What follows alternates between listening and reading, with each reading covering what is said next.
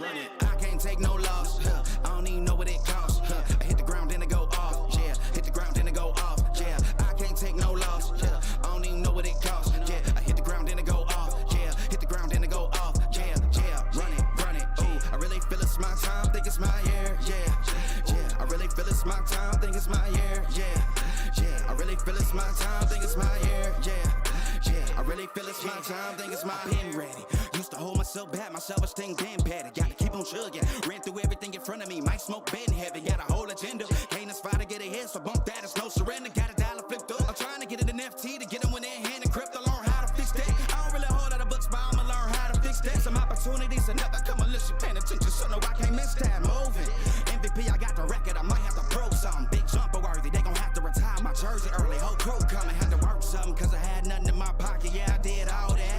Big plans, partners trying to make profits. Yeah, I did all that. Work, sweat, and tears breaking, even no wins. Yeah, I did all that. Had to make it happen. Putting hours in my practice, I did all that. Yeah, I can't take no loss. Yeah, I don't even know what it costs. I hit the ground, then I go off. Yeah, hit the ground, then I go off. Yeah, I can't take no loss. Yeah, I don't even know what it costs. Yeah, I hit the ground, then I go off. Yeah, hit the ground, then I go off. Yeah, run it. Ooh, I really feel it's my time, think it's my year. Yeah, I really feel it's my time, think it's my year. Yeah, I really feel it's my time, think it's my year. Yeah, I really feel it's my time, think it's my big dog, walking big talk, young veteran, living legend, bet I'm better than them. This is my ship, I'm a jacket like Letterman. Y'all better not let them in, they gon' rotate this, so I keep the pedaling. Started a chain, the cycle is heaven sent. This is from God, but I'm not your reverend, not in the pulpit. I'm a pit bull in this element, yeah. Said you gon' pull up, then settle it, yeah. I've been married to this hustle, this is my ring, watch out step in it, yeah. And I ain't even got a yard, but I'ma get it here. Watch out touchdown, pulling plans out the clutch. Everybody getting crushed, the cut down is for us now. Have to work something, cause I had nothing in my pocket, yeah, I did all that.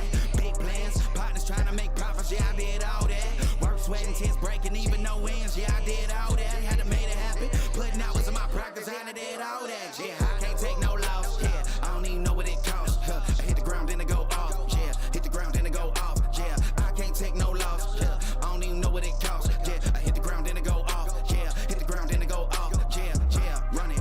Ooh, I really feel it's my time, think it's my year. Yeah, I really feel it's my time, think it's my year. Yeah, I really feel it's my time, think it's my year. Yeah, I really feel it's my time, think it's my. Yeah.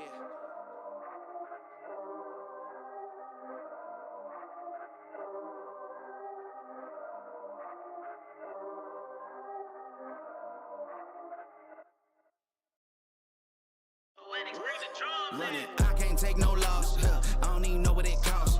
I hit the ground, then I go off. Yeah, hit the ground, then I go off. Yeah, I can't take no loss. I don't even know what it costs. Yeah, I hit the ground, then I go off. Yeah, hit the ground, then I go off. Yeah, run it. Ooh, I really feel it's my time, think it's my year. Yeah, I really feel it's my time, think it's my year. Yeah, I really feel it's my time, think it's my year. Yeah, I really feel it's my time, think it's my pen ready. Used to hold myself back, my self-esteem damn bad. Gotta keep on chugging, ran through everything in front of me. Might smoke bed in heaven, got a whole agenda. Can't aspire to get ahead, so bump that, it's no surrender. Got a dollar flipped up, I'm trying to get it in FT to get them when they're hand and crypto. Learn how to fix that. I don't really hold out of books, but I'ma learn how to fix that. Some opportunities and never come unless you paying attention, so no, I can't miss that. Moving, MVP, I got the record, I might have to pro something. Big jumper worthy, they gon' have to retire my jersey early. Whole crew coming, had to work something, cause I had nothing in my pocket, yeah, I did all that.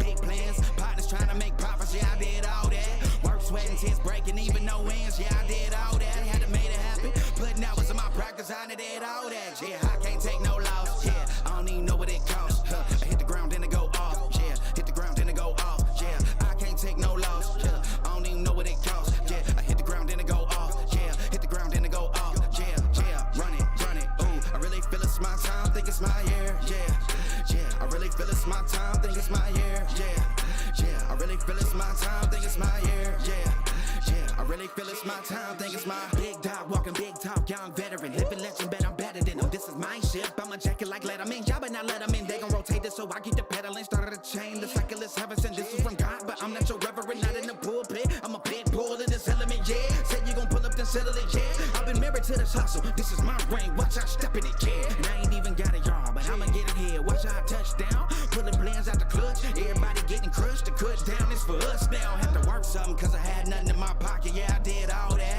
Big plans, partners trying to make profits, yeah, I did all that.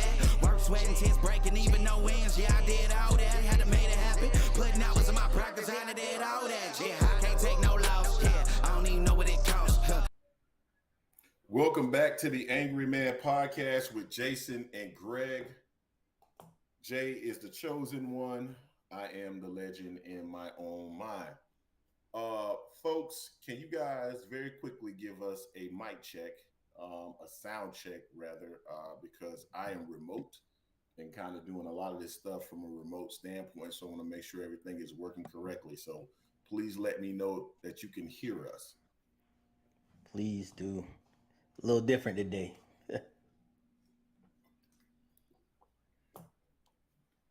All right, Molly Mall said he can hear us just fine, Jay.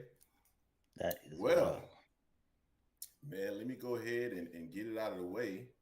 You know, it's Rock Dog Interactive. If you guys need anything from website design, graphic design, they even do stuff with like Bitcoin, man. They even do that kind of stuff.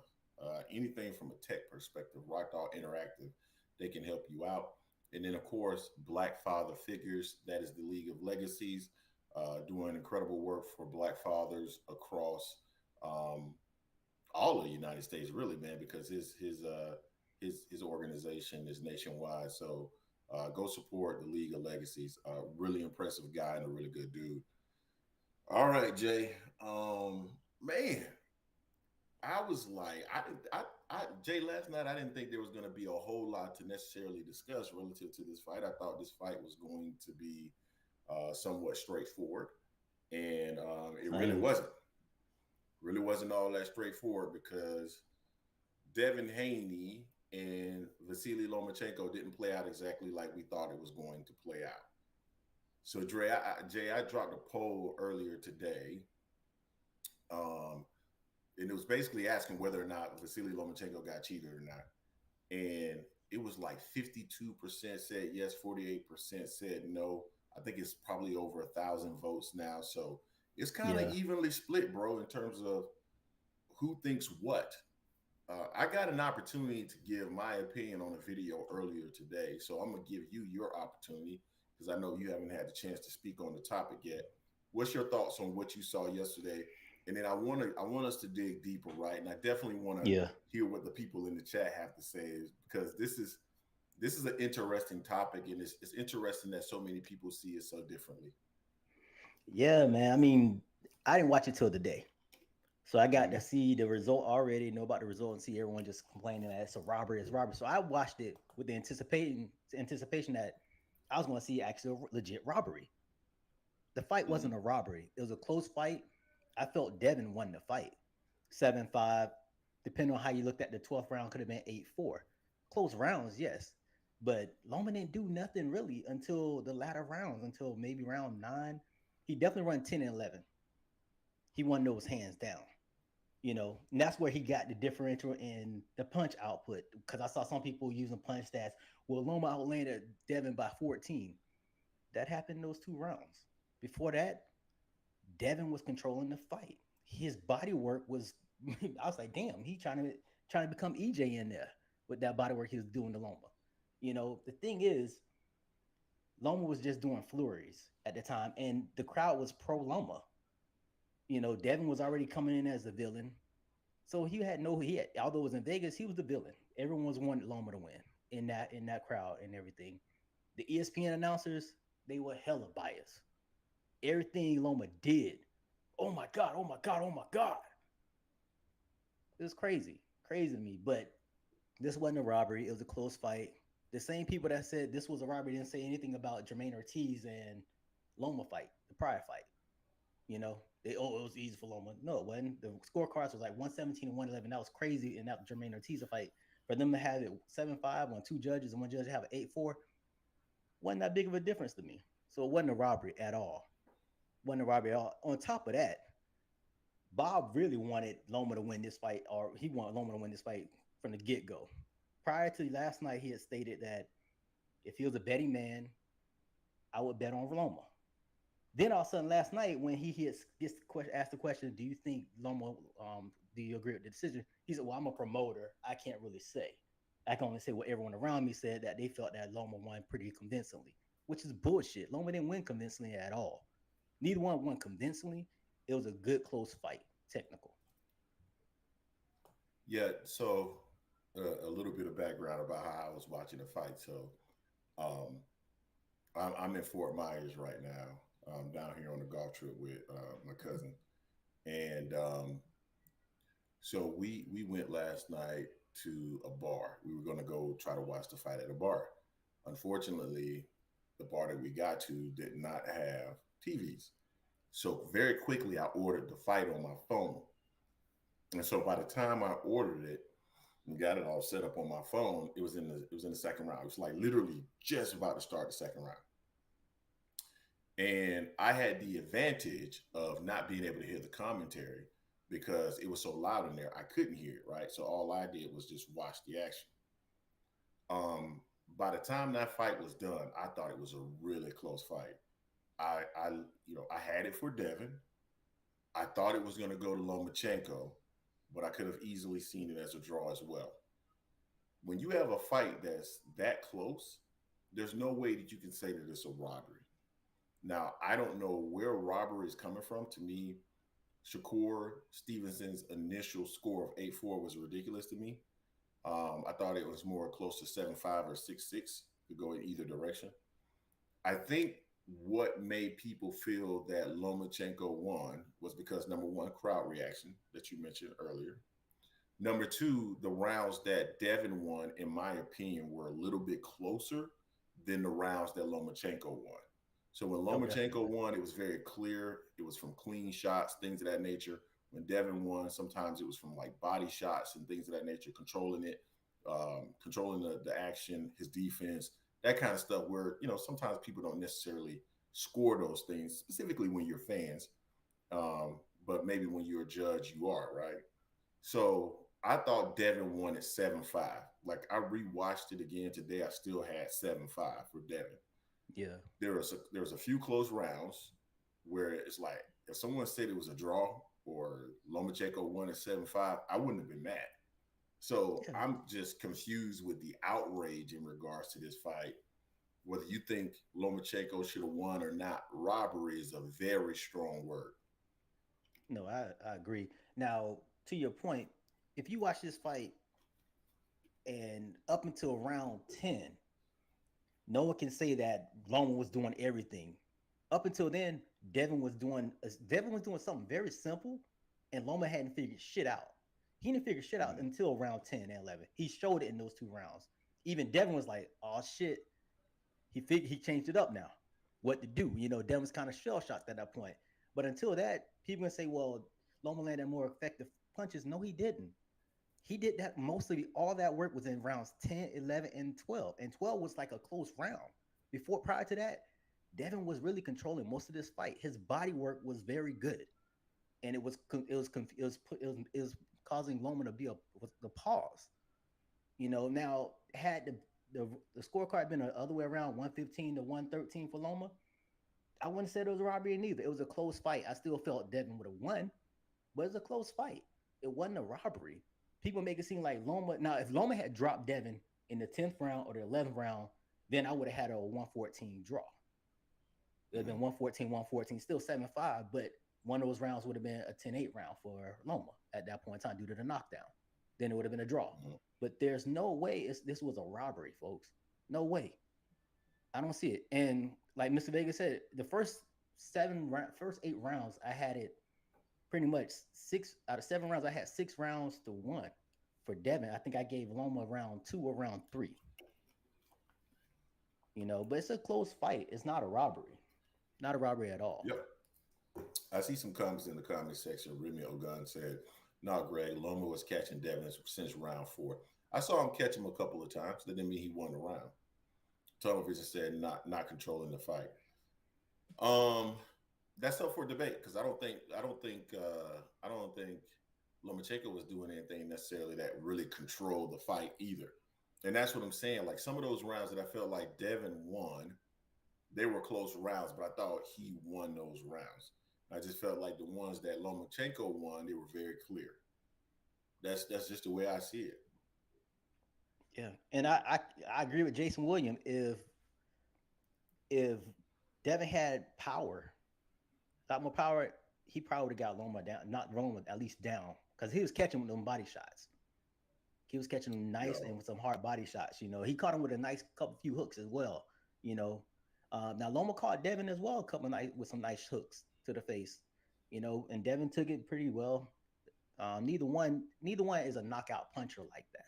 Neither one has I tank agree. type knockout punching. They're gonna make you wilt under pressure, or Loma's just gonna frustrate the shit out of you and make you quit when he's fighting someone small like Rigo or someone that hasn't fought in like over a year and a half, 2 years in Chris in Walters.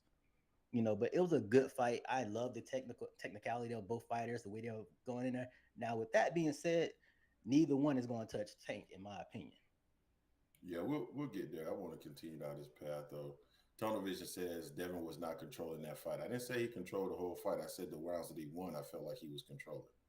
Yeah, That's the way I saw it. And if you added 7-5 for Loma, I'm not mad at that. I'm really not. Like anybody that had that fight anywhere from 7-5 Loma to 7-5 Haney, I'm not mad at that. I get it totally. yeah, Because I could see where like I gave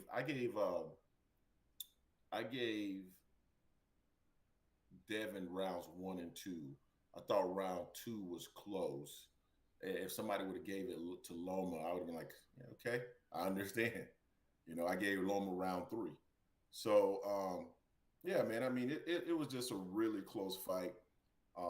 Now there was somebody in the comment section that saying that I wasn't giving Lomachenko his just due because I made it more about what Devin Haney lacked versus the skill level that Vasily Lomachenko brought to the ring. Jay, I don't know your opinion on this, but I believe this was more of a reflection of Devin and what he lacks versus what Lomachenko did. Because Loma started coming on. I gave Loma rounds 9 through 12. I thought he won all of them, in my opinion. Um, I don't know what was going on with Devin. Devin seems to not have the skill of rolling punches and countering. He kind of shelled up a lot when Lomachenko let his hands go. And if you're somebody that's very skilled at counterpunching, which he's a boxer and he should be very skilled at counterpunching, but not only that, transitioning from defense to offense, he doesn't do that very well. And in my opinion, that's the reason why Lomachenko was able to start getting off and also catching him along the ropes. Instead of figuring out a way to back Lomachenko up or figuring out a way to roll those shots and get out of the way of those shots and counter with his own shots, he just kind of went into a ball and Lomachenko was able to snap his head back a couple of times. And I think yeah, that's what people were talking about, saying that Lomachenko was catching him. But yeah. Devin, and well, give me your thoughts on that, Jay. Before I even, what's your thoughts on that? On which part? I missed part of your statement there. Hey, you need to pay attention, my brother. Okay, I'll because see when the I chat, my speak, brother. My it's bad. it's it's important stuff. They're saying you're Nah, man. low. I mean, just You need to the talk louder. excuse me. The crowd on the chat is saying you're a little low. I'm a little low. Yeah, your volume is low. I don't know. There's no way to turn my Or volume your mic, up. your mic is low or something. Yeah, my apology, guys. I'm on a different. Yeah, he's remote. Yeah, so this isn't my normal stuff that I'm using. So sorry about that. Jay, can you give your thoughts while I try to see if there's something I can do better here? Yeah, now I was just looking down what people were talking about as far as like some people had it for Loma. Some of the rounds they gave Loma is just some of the rounds that Devin actually did some great work in with spelling body shots. I was looking at some here 1, 3, 5, 7, 9, 10, 11. Um, you know, I see you can go with Loma if you like Edward. I don't agree with those 7 rounds. I agree with you on rounds. I actually gave Loma round 2 or 3. I can't remember which one. It was 2 or 3 I gave him. Um, and I gave him 10 or 11 for sure. 10, 11, and I think was it 9? I think 9, 10, 11, and then 12 was like a swing round. It could have gone either way. So I had it 7-5 for Devin. But to say it was a robbery, show me where it was a robbery that where Loma did so much more than Devin did. Or you could do it reverse. You could. I mean, it wasn't so much more than Devin for it to be a robbery. So it was a good fight. It was a technical fight. The thing that hurt Loma didn't figure Devin out until round 10. By that time, those rounds, most of those rounds, Devin had already bagged them. Devin had bagged the majority of the fight at that point in time. Yeah, Loma took care of the championship rounds in 10 and 11, and 12 is a swing round. You can go either way, but that don't give you the whole fight. You don't judge a fight based on the whole. You but judge a fight on round by round. You don't all of a sudden just change your vote, change your prior rounds that you judge because of a flurry in round 10 or 11. Nah, I mean, yeah, Yeah, Edward turns. I can't. Yeah, I wasn't mad at the score. Now 8-4. I think 8-4 would be that 12th round, um, where they may have given that to Devin. I forget which judge did it, but I'm cool. I feel better with the 7-5 either way, but it went to Devin's way, so I'm okay with that.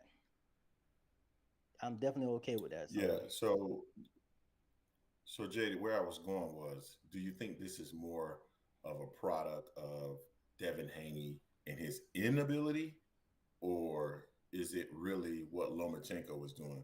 I, excuse me. I feel like if it was what Lomachenko was doing, we would have seen a different fight from the beginning. And I felt like Loma really came on those last 4 rounds just because I don't know if Devin had started to gas. I don't know, but even before that, man, I thought Devin was going to be more effective, yeah, being able to use his size and skills, um, and kind of, I don't know, you know, yeah, let I his wanted more will from take Devin. over. Yeah, Yeah, go I ahead. mean, Devin had a game plan. He stuck to the game plan for the first 8 rounds, 9 rounds. Then after that, Loma changed some shit up on him, and Dev didn't know what to do, how to adjust back. He really didn't. His dad told him to stay on the outside, use the jab. He wouldn't use it. He started Hmm. trying to go and just do the same thing he was doing the prior rounds.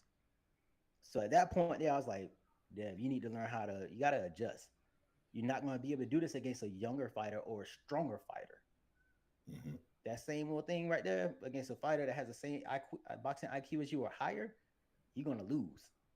You're going to lose. Now, if they have a rematch, if they were to have a rematch, which I know they're not going to have another rematch, I think Loma would beat Devin because unless Devin can adjust and show more than what he did those first 10 rounds, those first 9 rounds, where he can be more multi-dimensional, he's going to have trouble with Loma because Loma's going to have him already figured out. You know, um, but it was a good close fight, very technical. Matty Yoel, appreciate that, man. $10 to the channel, man. We're very appreciative of that, because yeah, that's what helped the channel go. Um, Jay, when you think about Devin Haney and where he goes next, uh, I see limited paths for him that will allow him to keep that title, even at 135. I see limited paths for him at 140 pounds. In my opinion, he doesn't have the boxing skills or power to keep someone like Regis Prograis off of him at 140 pounds. And I don't think he has necessarily the skills to outbox Shakur Stevenson.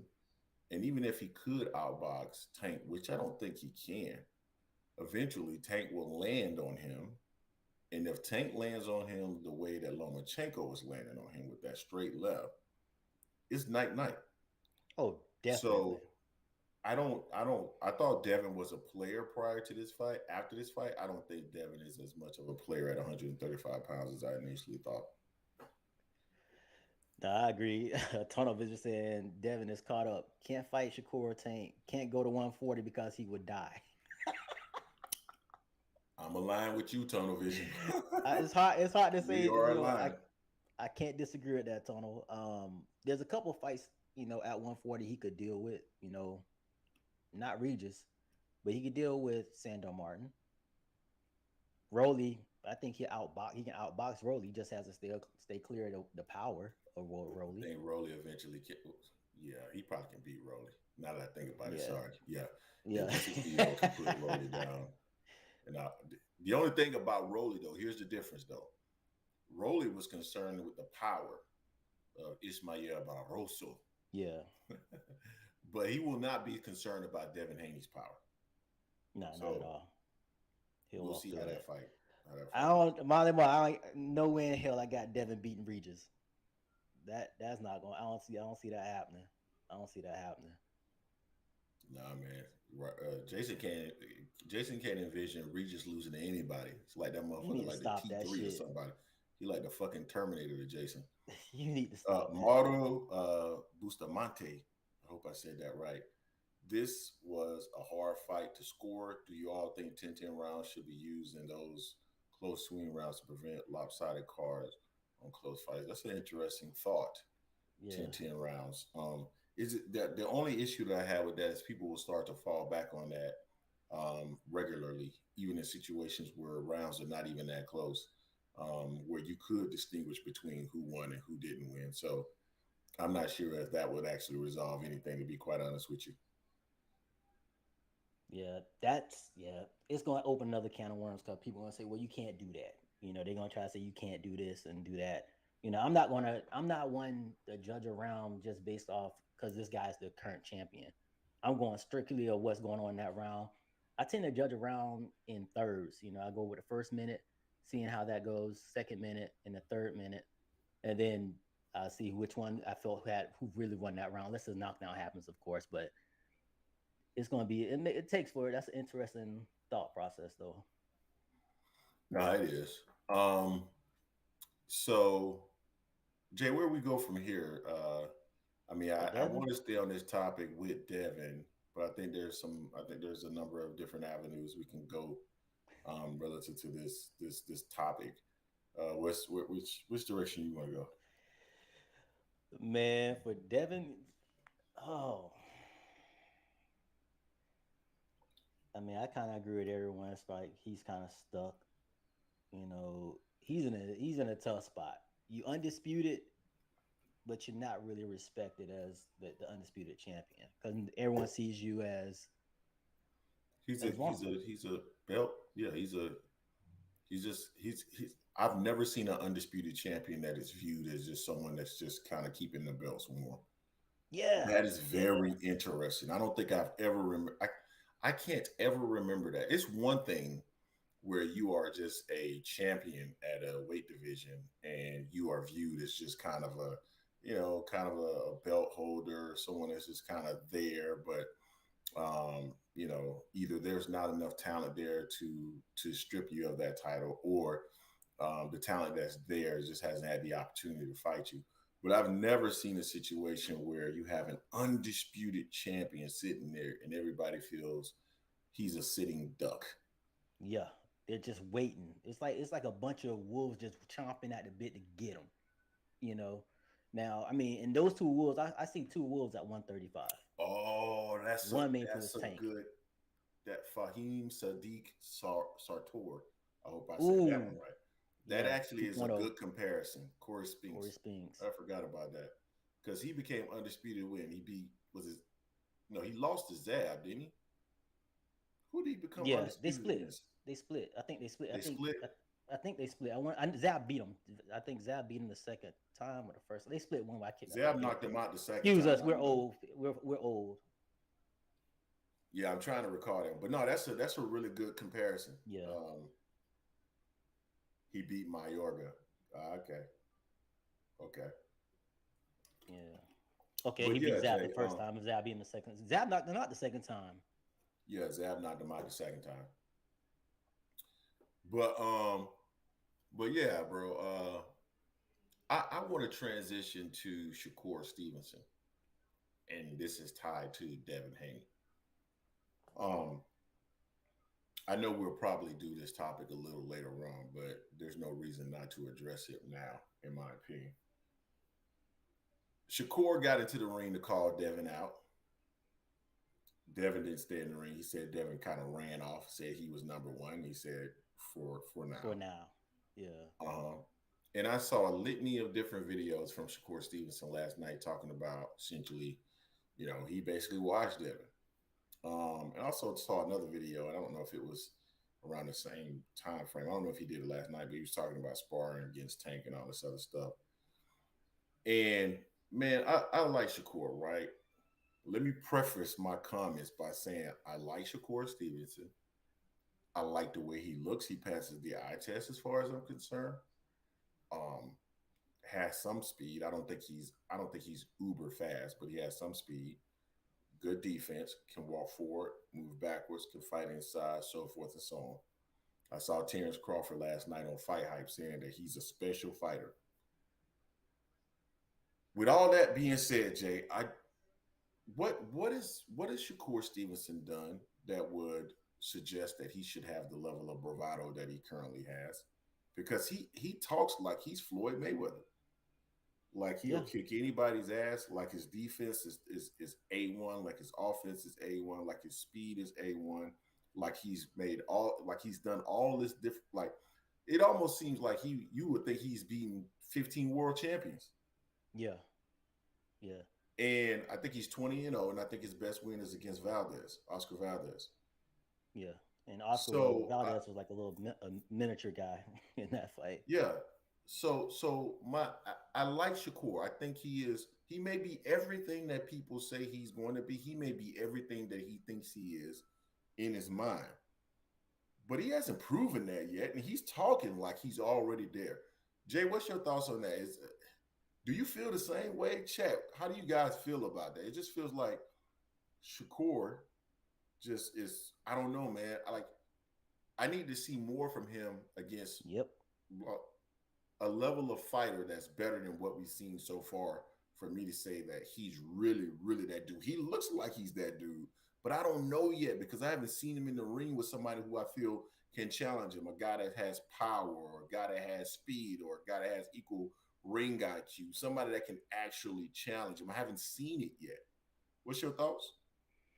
I mean, I like what I see from Shakur, but at the same time, I need to see against better competition, which I know he's tried to fight better competition at 135 initially, and some people, went the other way. Mm-hmm. A la Isak Cruz, Cambosis didn't want to fight initially. Now he's saying he will fight. He would love to fight Shakur. Um, so I got to see what he does at 135. He definitely has great defense. Albeit it's not necessarily against the greatest competition, but he still shows it. I want to see how it's going to look like against someone that has a higher boxing IQ than the people he's fought in the past. As someone mentioned, Oscar Valdez, he beat him for a title, but he was, to me, Shakur was a big ass weight bully at 130. He had all the advantages all the time, and damn near every Mm-hmm. fight except for, I think, one fight, and that was a guy that was a security guard or something like that. I think from Nairobi or somewhere, Nambia. I think it was Nambia. And that guy just pretty much just fought on the back foot and stayed away and tried not to get knocked out or get hurt too bad. Thing with Shakur, a little bit similar to Haney, not the toughest, hardest puncher. He'll make you pay, but he's still not the hardest puncher. I want to see how he does with someone that has power that he has to truly respect. And once he gets hit, how does he react? And against better quality fighters. I can't give Shakur just the crown just because of potential. I want to see what he does at 135. He fights Loma, sees how he fights as far. He's still going to be the bigger man, but Loma has a hell of a high boxing IQ, so that'd be a tactical war. Now, if he fights Tank, that'd be interesting because Tank has that power that can crack and put you out, and he has a high boxing IQ, so that'd be interesting. But Shakur is very full of himself, and I think it's because of the accolades he's been getting. He got the stamp of approval from Andre Ward, from Bud. So that's pushing him to even further really think that he's the shit. Although he hasn't fought anyone at 135 yet. So we'll see if he pushes that mandate um, against Devin, if Devin remains Yeah. at 135. Planet 619 has a great question. Greg, who specifically does Shakur need to face? He fought Valdez, Conceição, and Herring, a better trio than Haney has ever fought. I'm not disputing that. Mm-mm. I'm not disputing that. I'm also saying, though, that those guys seem to be significantly disadvantaged in terms of um, attributes. And I just want to see what he looks like. Like, it's not, I'm not saying that he's not a good fighter. I think he's a good fighter. But the way that he's talking, and let me clarify what I'm saying. The way that he's talking and the way that people are talking about him, they're talking about him like he's Floyd. Yeah. Like he's Floyd. You see what I'm comparing him to? 619, like he's Floyd, and he hasn't done anything to establish himself as like he's Floyd, like he's just like he will just wash these guys that are on his level. Floyd was washing guys that were top notch, A level fighters. I don't know if Shakur Stevenson can wash a fighter like that. I don't know about that, and he's talking like that already, as though he's already Yeah. at that level, and that's where I'm at. I don't think he's. I don't know if he's there, but he's talking with a bravado as though he is. Yeah. Yeah. I mean, and I get it. You're a fighter. You're supposed to think that you're the best. If you don't think that you're the best, you shouldn't be fighting. You think that someone's better than you or someone's going to kick your ass, you shouldn't be fighting. You've already lost the fight from the very get go. The mental aspect, you're done. Um, but yeah, Shakur talks a lot of shit, man. He talks a lot of shit, but the kid potential, Him and potentially his he has the homeboy, shit. him and his homeboy Man, Keyshawn you Davis. talking about Keyshawn. Why was Keyshawn Davis going so hard for Lomachenko last night? Did you see that? Yeah. Yeah, I saw Oh my! that too. He did a video. Seemed like the damn video was like 30 minutes long, where he was just like, "Oh, why they do this to Lomachenko?" And they're good fighters. Uh, Yeah. they're really good fighters. No, I don't doubt that. It's Shakur more than Keyshawn Davis. I Oh, would say it's a definitely. really good fighter. But come on, man, he is talking a lot, boy. He watched. So he's basically talking like he watches everybody at 135. And Yeah. I don't think that's the case. Yeah. Keyshawn still has time to try to find out who improve who he really is to everyone because he hasn't. He only has what 7 fights, 8 fights. Hey, Keyshawn knows the shit out of me because one minute he's talking about why everyone talking about me, why everyone talking. I only got 5 fights, I only got 6 fights.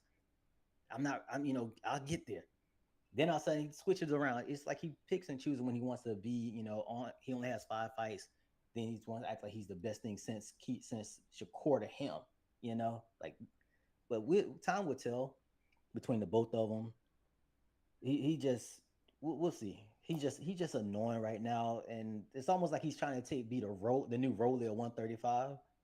Just be a mouthpiece, just be talking shit since Rolly's at 140 now.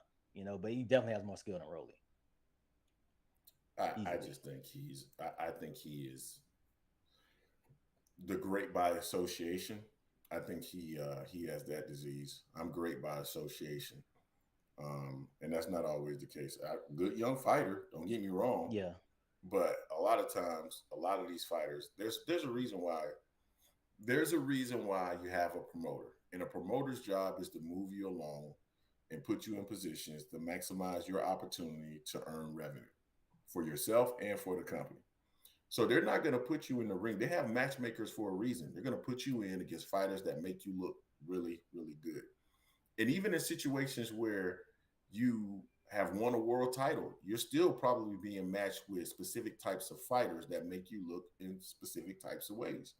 So I'm always cognizant of that before I just jump all in on a fighter and say this guy's like this or this guy's like that. Hell, they were saying Lomachenko 4 years ago was better than Floyd. man, he was the greatest They were ever, literally saying Lomachenko on ESPN. They were saying that he was better than Floyd. Like, I got and to see removing his more. loss too. Yeah, I got to see more. That's all I'm saying. He looks good. I got to see more, and that's it. Yeah, Jay, before we go to the next topic? We got 161 people in the building, 57 likes. If you get the opportunity, please hit the like button or the dislike button if you don't like the content, but make sure that you are engaging. And also subscribe to the channel if you're new to the channel. This is the Angry Man Podcast. Our channel is AM Sports Media. We're always dropping content on a regular basis, clips, video clips, documentaries, live streams, you name it, we do it. Make sure you come and join and be a part of the fam. Although last week we didn't drop a whole lot of content because I've been doing a lot of traveling. Jay, where do we go from here? We're at 40 minutes. And I do want to make sure that we open up the phone lines because I know people are going to be wanting to talk about this fight from last night. yeah.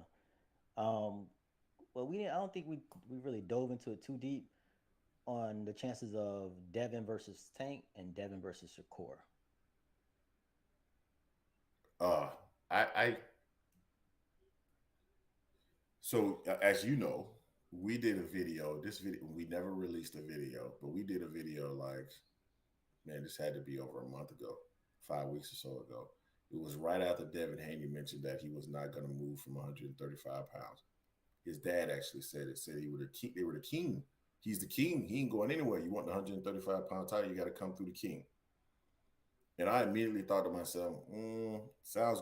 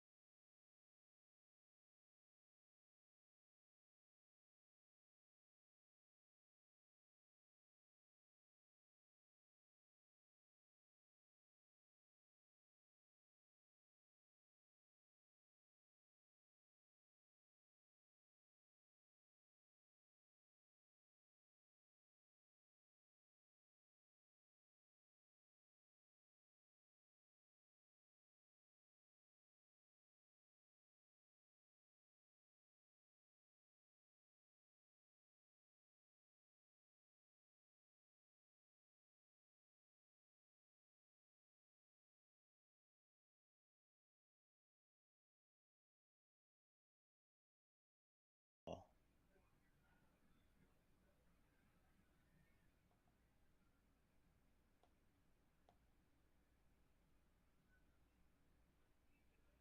Jay, you there? They yeah, I'm should here. be able to hear us now. You can hear us now? Are we good now, everyone? Yeah. Sorry, guys. Again, videos because we've been remote. So where was I? We were talking about Devin Haney and would he actually go? Yeah, would he fight Tank? Um, I don't think so. I think the fight that does make sense for him is Gervonta Davis, not because he'll actually win, but it's more so because um, the dollars are probably going to make sense, right? Now, he's probably not going to go for the rehydration clause. That would be my guess. Um, but I think that's the fight that he'll stick around for. He's not going to stick around for Shakur Stevenson for what? It's going to be extremely challenging to make the weight, and he's not going to earn the income or the dollars that would justify taking the risk. So I don't think he's going to stick around and fight Shakur Stevenson. That's Yeah. my thoughts on it. Now, if I'm Dev, if I'm gonna take a loss or take the riskier fight of the two, I'm gonna go ahead and fight Tank. I'm gonna get more money, and if I do mess around and beat Tank, I think I'm gonna get more. More from, like, you talking about Jason Williams. Yeah. But yeah, but someone in the chat put a good question up. Do you think Loma is a Hall of Famer Yes. with 15 fights, 13 wins, 15 fights? Yes. Why? He's won titles in multiple weight classes. Who's the best person he beat?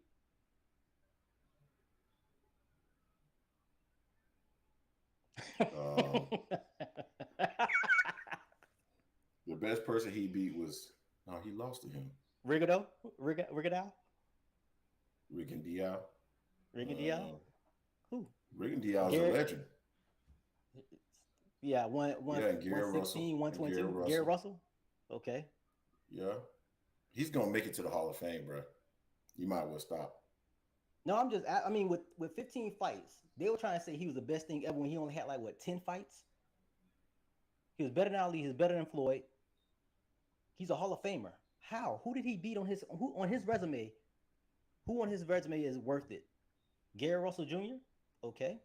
Who else? We can't say amateurs because we take amateurs out of question, because he had fought like 400 fights and only lost, what, 2 or 3? Don't use the Olympics. What's your you got a real problem? I'm just asking questions. Someone in the chat asked this. Someone in the chat asked this question. I'm just bringing out what someone in the chat asked. But that shit goes right up your alley because you hate Vasily Lomachenko. That shit's right up your alley. You hate him. Am I lying? No, I don't hate him. I hated the damn hype. ESPN removed a loss from this dude. ESPN said he was better than Ali, better than Floyd. You just said the same thing. He wasn't better than neither one of them. No, right? Of course not. Okay, so if we want to be honest and be fair, this doesn't take that Loma didn't have skill. But when we look at his resume of who he beat, what on his resume makes him a Hall of Famer? I'm just asking the question. I'm just asking. I'm going to say that he's going to get in for beating Gary Russell Jr., who was a former champion. He's been a multi-weight champion. He beat Rigondeaux, who was probably a pound-for-pound fighter at one point, or maybe even at the time in which he fought him. And yeah, my only other argument to that is Tim Bradley's in the Hall of Fame. So AB going to be in the Hall of Fame too then. So AB in the Hall of Fame as well. AB will get in the Hall of Fame, yep. Adrian Broner will get in the Hall of Fame. So if Paulie had snuck another title for someone else, he would have been in the Hall of Fame as well, basically. Who? Paulie Malignaggi. Paulie Malignaggi. He's a 2-division title, right? He has two titles in two different weight classes, right? Yeah, but you look at the skills too, man. Come on, it's not just the accolades; it's also the skill. That's like saying, Robert Ward should be in the Hall of Fame because he got 7 titles. They've been trying to position him. He's one of the best 6 men out there. Huh? I'm just asking a question. There's so many answers about Loma, so I'm just thinking about other people who, just based on some of the criteria that some of the things that Loma has done. Not saying they're the same equal as far as Loma as a fighter. Loma would destroy Paulie, of course. Loma is a damn good fighter, but I'm just based on his resume. If we're just looking at resume, to put someone in the Hall of Fame based off that. So what are you trying to get to? Is the question should he be in the Hall of Fame, or is the question will he get to the Hall of Fame? Should. He's gonna get to the Hall of Fame because, like you said, he's a. Well, I'm answering should. Champion. I'm not answering. Okay, so you say he I'm should. Answering that he. I'm saying he. Well, I'm answering he will. He will make it to the Hall of Fame. That's the question that I'm answering. I'm not answering should he be. I'm answering he will be. Period. Now, if you don't like it, then that's your issue. No, I'm just asking a question. Me personally, I think people think that hating. You just no, hating. I don't hate Loma. I hated ESPN you for what they did with Loma. I hated where they put Loma. You hate Loma. He's the matrix. He's downloading data where they got that from Floyd. He's doing this. He's better than Floyd. He's better than Ali. I hated that shit. Yes, I do respect and recognize Loma is a damn good fighter. He just didn't have enough fights for me to really have him and the number of fights. And what I said in the chat. When you chatting to me, you don't say nothing about he's a damn good fighter. I respect him. What you say is Loma ain't shit. Loma ain't shit. Man. Okay, I'm gonna post it today. Go look at the chat right now. Go look at your chat right now. You'll see exactly what I'm talking about. No, go look at the chat right now. I said he ain't shit in this fight. Okay. All right. I said he wasn't shit. You better go ahead and contact. Don't try to use. So you got contact matters, man. Stop that shit. No, contact. Go find another one. You know the string. This thing goes back. I know, and you've agreed, and you said some other shit as well.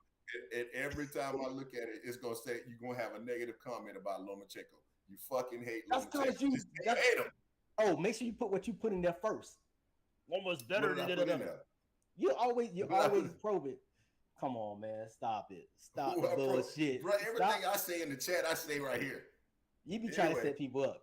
You try to set you up because you know I hate the way they just say you hate Lomachenko and we can move on. No, because it's not true. I don't hate Loma like that. I hate like that. You just put no. You just put a qualifier on it like that. So you hate him, just not like that.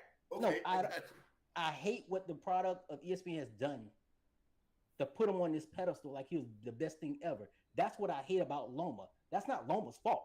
Loma's not doing. Loma's just going to boxing. He's just boxing. That's it. He don't even say shit to the media or anything. So this ain't on Loma. This is on ESPN and the people around him. The way they put him on that pedestal. That ain't on Loma. Okay. Only thing Loma can do is fight. I got you. That clears it up for you. Chomp. I mean, everybody in the comment section know you hate him. So it's already been proven. Now you can keep talking if you want to, but everybody know you hate him now. I done proved my How do I point. hate Low? I gave him his props on how he's the type of fighter he is. I literally said I hate what they've done to him, the way they put him out there. He doesn't say shit. It's not like if he was out there talking like Shakur on top of that, then I was like, okay, I want his resume to be beefier. I want him to fight, other Hall of Famers or top fighters as well, that are threats. That's a different story. Now Loma has my respect as far as the type of fighter. Not that he needs my respect, but I'm just saying he's the type of fighter. He's a high IQ boxer. Mm-hmm. Let's transition, man. Now that we've proven that Jason hates Lomachenko, Jason Williams hate Lomachenko. both Jasons hate Lomachenko. So this is the last topic, Jay, before we make the transition to the phone lines, because I definitely want to make sure that we give people the opportunity to call in and give their thoughts on the fight from last night. But Ryan Garcia had a big announcement, or he made it known that he was going to have a big announcement last week.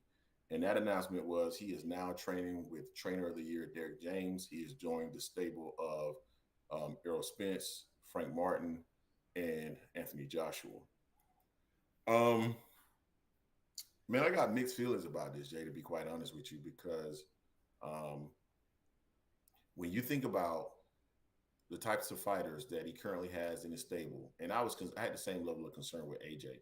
He is now taking on two fighters that are notorious for wanting to have things their way while they're in camp, right? So we already heard from Goosen that essentially working with Ryan Garcia is more like a negotiation and less like a training session, right? And in my opinion, when you are the fighter, specifically when you are a fighter that has gaps in your game, and you're not a gifted type fighter like a Floyd Mayweather or maybe even a Manny Pacquiao, where your influence and input would be valued by a trainer, then you need to have the type of trainer, and you need to have the type of mentality where you're coming into training camp prepared to really absorb information so that you can get better. Because Ryan has a lot of holes in his game, and it was exposed versus Gervonta Davis. So you know how it is, man. When it comes to coaches, sometimes you don't get your just due, even when your fighter is doing tremendous things. And then when you have a fighter that maybe isn't, then you're held accountable for that. So, Jay, what's your thoughts on that? To what degree do you believe Derek James is going to be able to help Ryan Garcia? Man, that's a good question. I don't like it because the moment Ryan loses, it's going to destroy Derek James. They're going to really go in on him.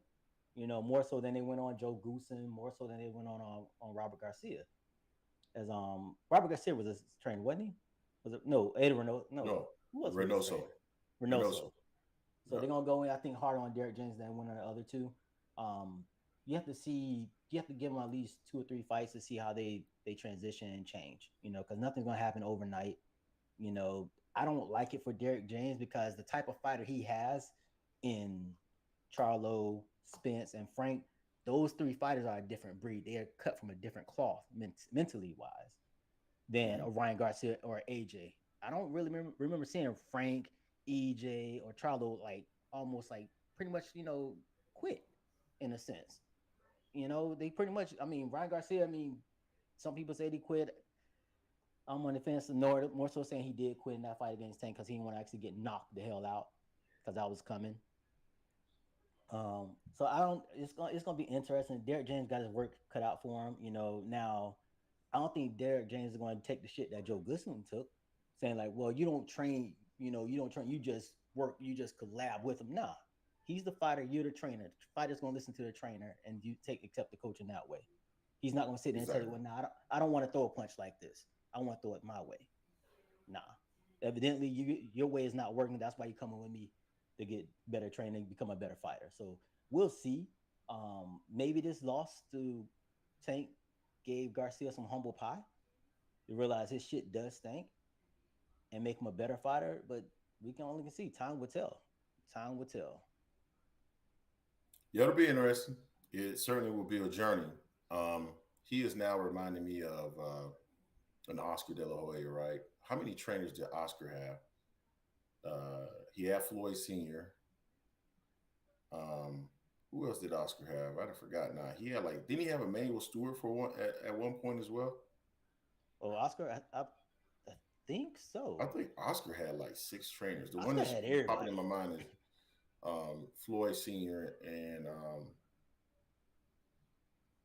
he had he had Roach for a little bit too, didn't he? I think he had Freddie Roach, Floyd, because didn't he have Freddie Roach and then Freddie Roach was revenge was getting Pacquiao to beat him or something like that. I think he Yeah, had he had Freddie Roach. Roach too. Yeah, he had Roach. So he's had quite a few trainers, man. I think that's indicative of a fighter that does not accept responsibility for their own shortcomings. And that's an issue because if you don't accept responsibility for your own shortcoming, and the answer is always something different, right? Oh, it's the coach. So I just need to go get a different coach. In my opinion, that's a recipe for disaster. So, um, yeah, I mean, I'm concerned with just the fact that he's had what three coaches in as many years, if I'm not mistaken. Yeah, So pretty we'll much. see what ends up happening. Oscar had Stewart, which I Alcazar. That was the one I was trying to remember. I could not think of that name. Floyd Senior, and he had Freddie Roach as well. Yep. Um, yeah, bro. So yeah, we're at the hour mark now, Jay. So let me see if I can get the phone line set up, my friend, so that the good folks of AM Sports Media can call in and give their opinions. Yeah, Give me man. a second. That's a big experiment for Derek James, both of them, but they're different type of fighters than what he has currently on his roster. I think he can definitely help him out, but for Ryan has to listen. He has the speed. Um, his fundamentals are just shit right now. Everyone was calling that out all over the place. So, but Tell he them has how to you humble really himself. feel. Everyone was calling out. Oh, All right, a second, guys. Give me a second. Let me see if looks I can like get we this got phone. the first caller coming in. So just You are on the Angry Man podcast with Jason and Greg. Who do we have in the building? All right, it's Donald from the Bay. Is he there? yeah, Yeah, can you hear me? you said Donnie from the Bay. Yeah, yeah. I This can't is hear Donald you. from the Bay. I called you guys a few times before. I don't know if you guys remember me. I'm from the Bay Go Area. ahead, Jay. Uh, I'll work on this. I can't hear. all Can you right. can you guys hear me? What Yeah, I can hear you. Can Greg you hear can't hear me? you though. Well, what's on your mind, my man? Oh no, I was just saying. I was in the house last night for the Devin fight, and I don't know. I mean, Devin is one of my favorite fighters. Man, he's from Oakland, like I'm from Oakland, but I thought that he actually won a fight. I thought that because I know everybody's always a robbery and all that. I thought that Loma probably the best moments in the fight. Loma had him. That tenth round, that was probably the best round in the entire fight with either fighter. But to me, I think just the consistency over the fight, it was definitely Devin. And so I was, like I said, I was there, and Loma had most of the fans there. Like they was deep in there. I'm surprised I didn't get my butt kicked because I was definitely rooting for I was rooting for Devin hard. 'Cause, being he's from Oakland like me, I had my Oakland shirt on, and I was Okay. talking about this shit. And I was joking with the guy sitting next to me. I didn't know him, but I was like, man, if something go down, you gotta have my back. But no, it was all good. But I bring up the crowd because when Loma would just do anything, they would and it's like nah, he's not really doing anything. And then when like Devin would do something, you wouldn't really get a response. So that crowd was like heavy, like it was heavy Loma. I mean, Devin did have fans there, but it was definitely Yeah. more Loma fans there. So I don't know if like they thought that their reaction from the crowd would influence the judges. But Mhm. I don't know. I disagree with people saying it's a robbery because, like I said, I think Devin. If you take that crowd out, But like I said, I don't know if you guys obviously wasn't there, but I just know just watching it when I was there, if you take that crowd out, to me, it's definitely not a robbery because that crowd, anything that Loma did, they was acting like Devin got knocked out. Yeah, yeah, I agree. I agree because I watched the fight later, and I was like, they were cheering for everything that Loma did. He would flurry, and one land a punch. Yeah, Dev would block it, and then Dev would come back with a counter shot to the body. Nothing. Even Tim Brad was like, "Oh, what shot by Loma." I'm like, "What are you talking about, Tim? What are you talking about?" Yeah, anything that he would do, they would, oh my God, it's like, damn, he act like he got knocked out or something. Like he just threw like connected on like one punch, like they would lose their mind. So it was definitely, like I said, the crowd was definitely slanted, and it's weird because I got there Friday, and walking around with so many Loma fans, So leading up to the fight, like earlier Saturday, I was like, damn, man, Devin gonna get booed because I didn't run into one Devin fight. And I noticed something that Devin has a lot of haters. I did not know that. And I don't understand it because Devin is a good kid. He don't talk trash. He's a humble kid.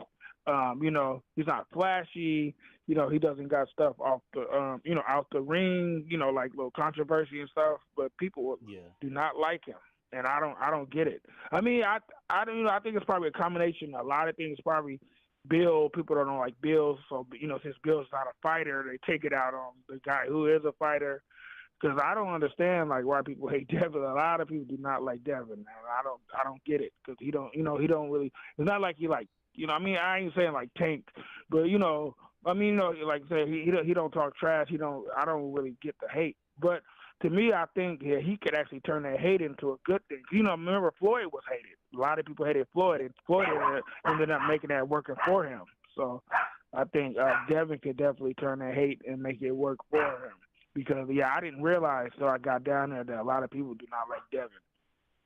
Because it was a lot of people. I met people from the Bay, and they were not going for Devin. They were going for, Loma. And, I'm going to say this. And I think it was a little racial because I met a couple cats that were from the Bay like me, and they weren't going for were going for Loma, and obviously they weren't black. So I don't know. It just seemed like it was definitely. I had to check one guy because he was wearing a Warriors jersey, and then on the back it said Ukraine.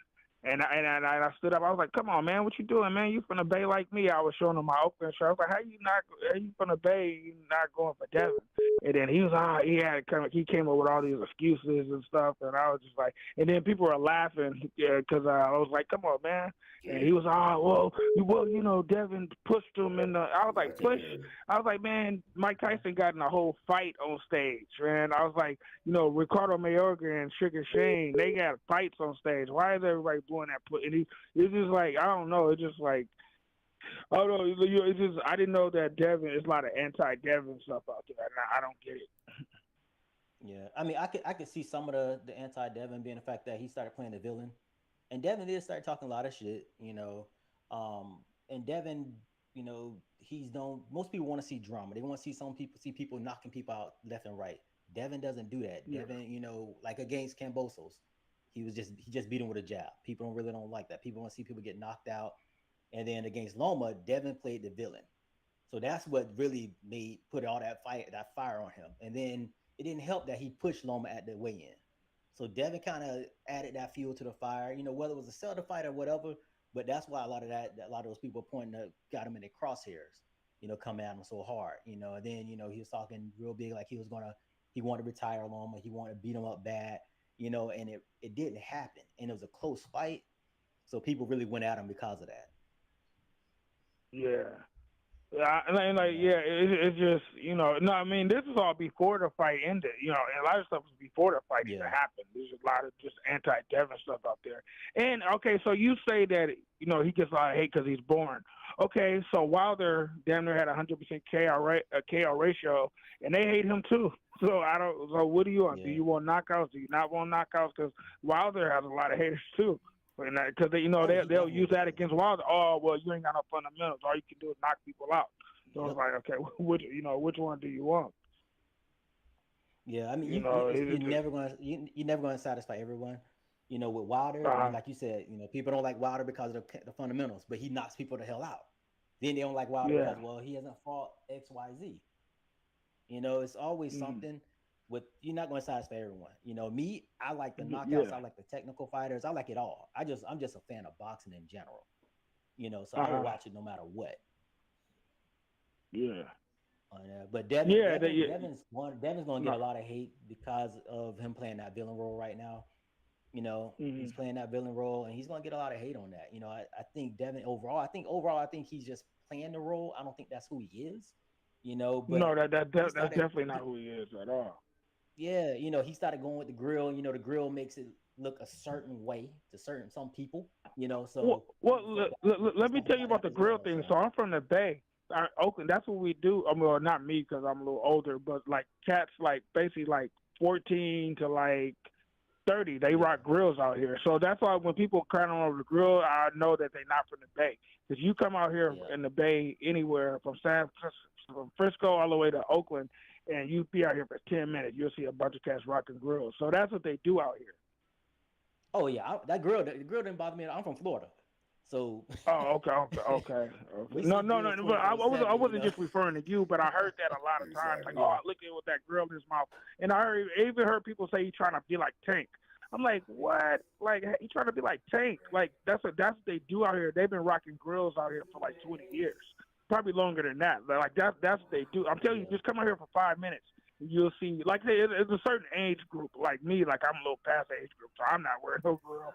But it like basically from 13 to about 25. Every cats is rocking grills out here. So like that, when people say that, like I said, I'm not referring to you, but because I've heard that, Yeah. Yeah. he trying to be like Tank with the grill. He trying to be. No, that's our Bay Area culture. That's what the cats do out here. Yeah. Yeah. Yeah, Anything so else that's about like his way of like saying like I'm a Bay Area, even though he live in Vegas, he probably ain't lived in the Bay in about since he was probably a kid or probably since 14. But when he wears that Yeah. grill, that's that's him showing like the Bay Area people like, hey, what's up? I'm one of y'all. I'm representing the Bay culture. Yeah. Yeah, and so Yeah. but yeah, like I said, I just don't get the hate. I mean, but like I said, Floyd was one of the most hated fighters. I mean, people like Floyd now because he's retired, but I'm sure y'all remember, like we all remember how hated Floyd was, right? So I'm saying Devin was smart. He could use that hate again. He could turn, because remember people hated Floyd, but they bought those tickets. Those was just more ticket sales, Yep. right? Because he had his fans buy his tickets, but then his haters was buying his tickets to see him lose. Yeah. The thing with Devin has a show. Floyd was always kind of like that. When he was Pretty Boy, he was knocking people out, beating people down. And talking shit. Uh, He made you either love to hate him or just love him, one way or another. It was one way or another. So with Floyd, Devin has a ways to go. I think Devin's in a precarious situation with him being at 135 or 140. He has some sharks surrounding him big time. Between Tank as far as the power and Shakur as far as like the skill level, that'll be an interesting matchup. And then at 140, it's going to be tough for him at 140. But it's up to him to prove it, to prove all the haters wrong and prove himself right. Anything else you got for the people today, Donnie? Oh no, I just want to say that, and and also cause this is my first Devin fight that I went to, because I go to a lot of fights, but Devin, his last couple of fights were out of the country and stuff, so this is my first Devin fight I went to, and because they always say he can't sell, but man, he had so many fans there, so it's weird that he can't sell, but he had Loma had his fans too, but it was a lot of Devin cats there, a lot of Devin fans. So I'm like, man, like same thing with Bud. Like they say Bud can't sell, but I went to Bud and Porter, and Bud, man, it was so many Bud. It was like, damn, I was in Nebraska. It was so many Bud fans. So it's weird, like the two fighters they say can't sell. When you go to their fights, it's clear they can't sell. Yeah. Yeah. Well, we appreciate you calling, and Donnie, we're gonna go ahead and go to the next caller. But yeah, we're gonna keep an eye on, see what happens next with Devin for sure. All right, man.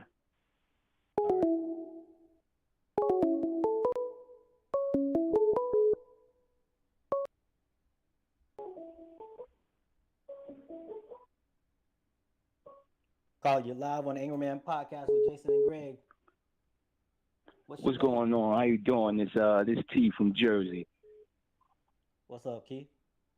What's going on? Okay, I just want to give a disclaimer real quick. All right. I thought Loma was going to win. I even bet on Loma to win. Oh, And I was one of those people that called foul when it was over. I thought that Loma was robbed. Okay, so a friend of mine who's a real hardcore boxer, he told me to go back and watch the fight on mute, right? So yeah. he said, and score it round by round on mute. So I went back and I watched the fight on mute, and I came out with 7-5 Devin Haney. So this is it. I challenge anybody to go back and do the same thing. Okay, so I gave Devin round 1, round 2, round 3. I gave Loma round 4, right? And then Devin came back and won round 5, round 6, and round 7, right?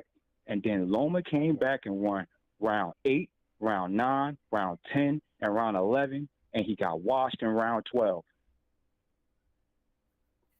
Hey, and I feel like because of the commentary and all of the biasness in there and the hate for Haney, everybody paid attention to those 5 rounds that Loma won, and they tried to make those 5 rounds overshadow the 7 rounds that Haney took. Caller, can you hear me? That's what happened. I looked at it on mute. I seen it. I bet anyone that challenged me that the rounds that I gave Devin Haney, go back and look at those rounds and tell me if Loma won those rounds. Again, this is boxing at the highest level. You cannot win a round because you throw a flurry at the end. Agreed. Can you hear Greg? You know what I'm saying? Keith? Go ahead. Can you hear me? Yes. And I can hear you now. Well, I am a tech guy. Okay, go ahead. Okay. I wouldn't say Devin washed Loma in the 12th round. I think that round was still close. So that round was going either way to me. I had Loma winning rounds. I had 2, 9, 10, and 11. What rounds I gave the Loma. The other ones I had Devin, and 12 was a swing round as well. I actually gave that one to Loma to give Loma the fight on the 5th round. So I had it 7-5 for Devin as well. I had Devin winning rounds 1 and 2. I gave round 3 to Loma. I thought Devin won round 4, 5, 6, 7, and 8. And then I had Loma sweeping the rest of them. And I got to 7-5. Right. Well, so I guess it's all subjective, and to a certain extent, I guess. But honestly, if you take the biasness out, if you take the feelings out, and you actually look at it round by round, you would see that Devin was getting the best of Loma, and Loma had his moments. Now, what I really think the problem is with a lot of Devin fans who turned on him, because I'm a Devin fan and I turned on him. And I think I turned on him because we expected Devin. I feel like Devin won, but he didn't win the way we wanted him to win. Yep. And that's where a lot of people got turned off, because they wanted Devin to go in there and do what Devin said. They wanted Devin to go in there and retire Lomachenko. And Loma proved that he's still the same Loma, right? And you just can't go in there and retire him. So I felt like this. The fight was really, really close. And after looking at it twice, if judges wanted to give it to Loma, I don't feel like nobody on Haney camp can really complain. But honestly, too, I feel like Haney won the fight. Yeah. And I don't think that Loma is right for trying to protest it and all that BS. I feel like a lot of biased fans is souping that up because that ain't it. Yeah, I see it the same way. I saw the fight as being a very close fight as well. I wouldn't have been mad either way. I actually thought when they were announcing the fight that Loma was going to win the fight. And I wasn't, even though I scored a 7-5, I still wasn't like, this is a robbery if they do give it to him. Mm-hmm. Yeah. I see a lot of other people. I think a lot of people don't understand too. You got to beat the champion. You got to beat the champion convincingly. You have to. If Devin Haney would have been a regular Joe, they would have gave that fight to Loma hands down, right? Because you can really match that fight up with the fight that he had before Haney. That was like the similar kind of fight. That was a similar kind of fight, really. And then they didn't give it to Ortiz. They gave it to Loma because of that. But Devin is the champion. You have to go in there and you have to really beat the champion. I feel like Loma took off the gas a little bit in that 12th round. And that 12th round would have decided it, honestly. Even though I feel like if he would have won that 12th round, it probably would have been a draw at best on my side. But if he would have won that 12th round convincingly, I'm for sure the judges would have gave Loma that fight. I don't want to take up your own time. I don't want to be too long-winded, but I challenge anybody to go watch the fight on mute and see if they have the same opinion about the fight that they had when they watched it live. Thanks for letting me call. Fair assessment. T Skills, Right, Jersey. appreciate you for calling in. Appreciate you, Keith.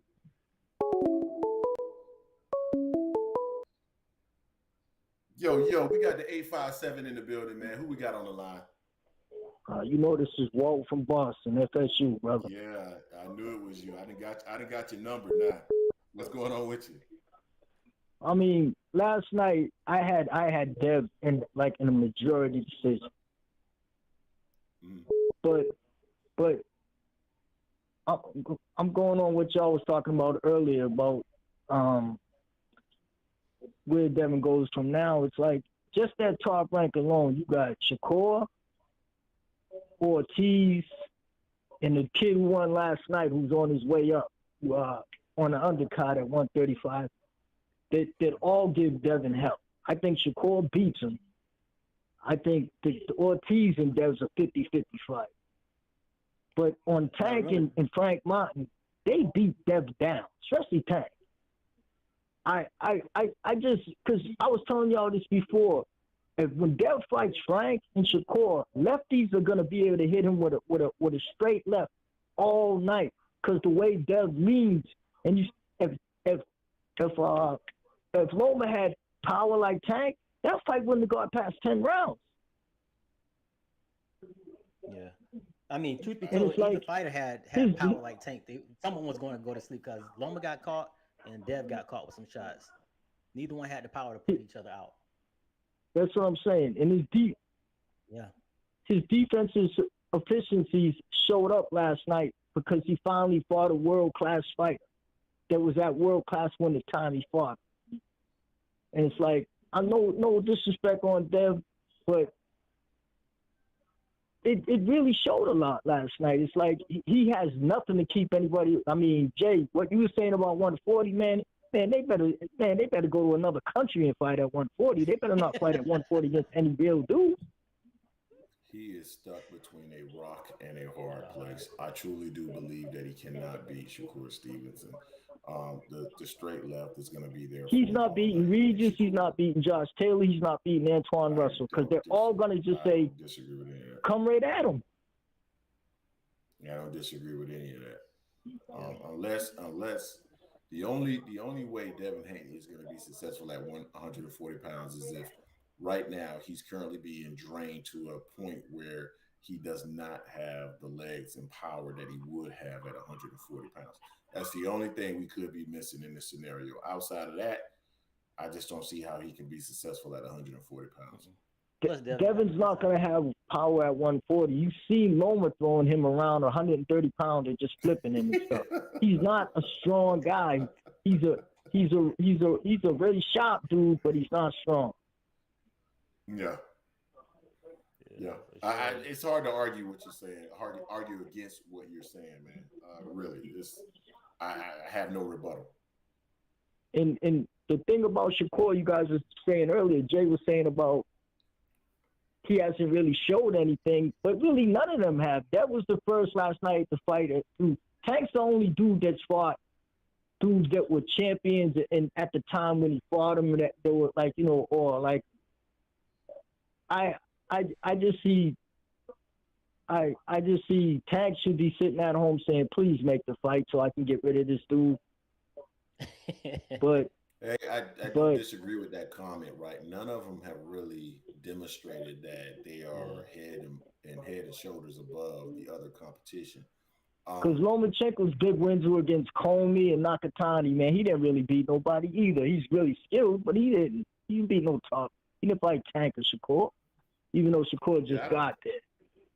I don't think that weight class or in and around that weight class has that, you know, that I wouldn't say a tier or two below upper echelon. They don't really have those tiers. So, you know, you don't know how good these guys Bill are. at the press conference last night was saying that Bob ain't called him about Shakur.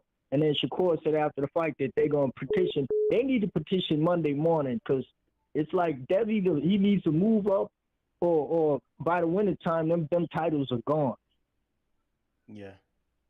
No matter what, whatever direction he goes in, whether that's his mandatory against Shakur Stevenson or he takes the Tank route, those titles they're on borrowed because he don't have the options like Canelo does to go fight Kim Smacky or like Terence, dudes you never heard of, and still keep his belt. They're gonna make him fight somebody.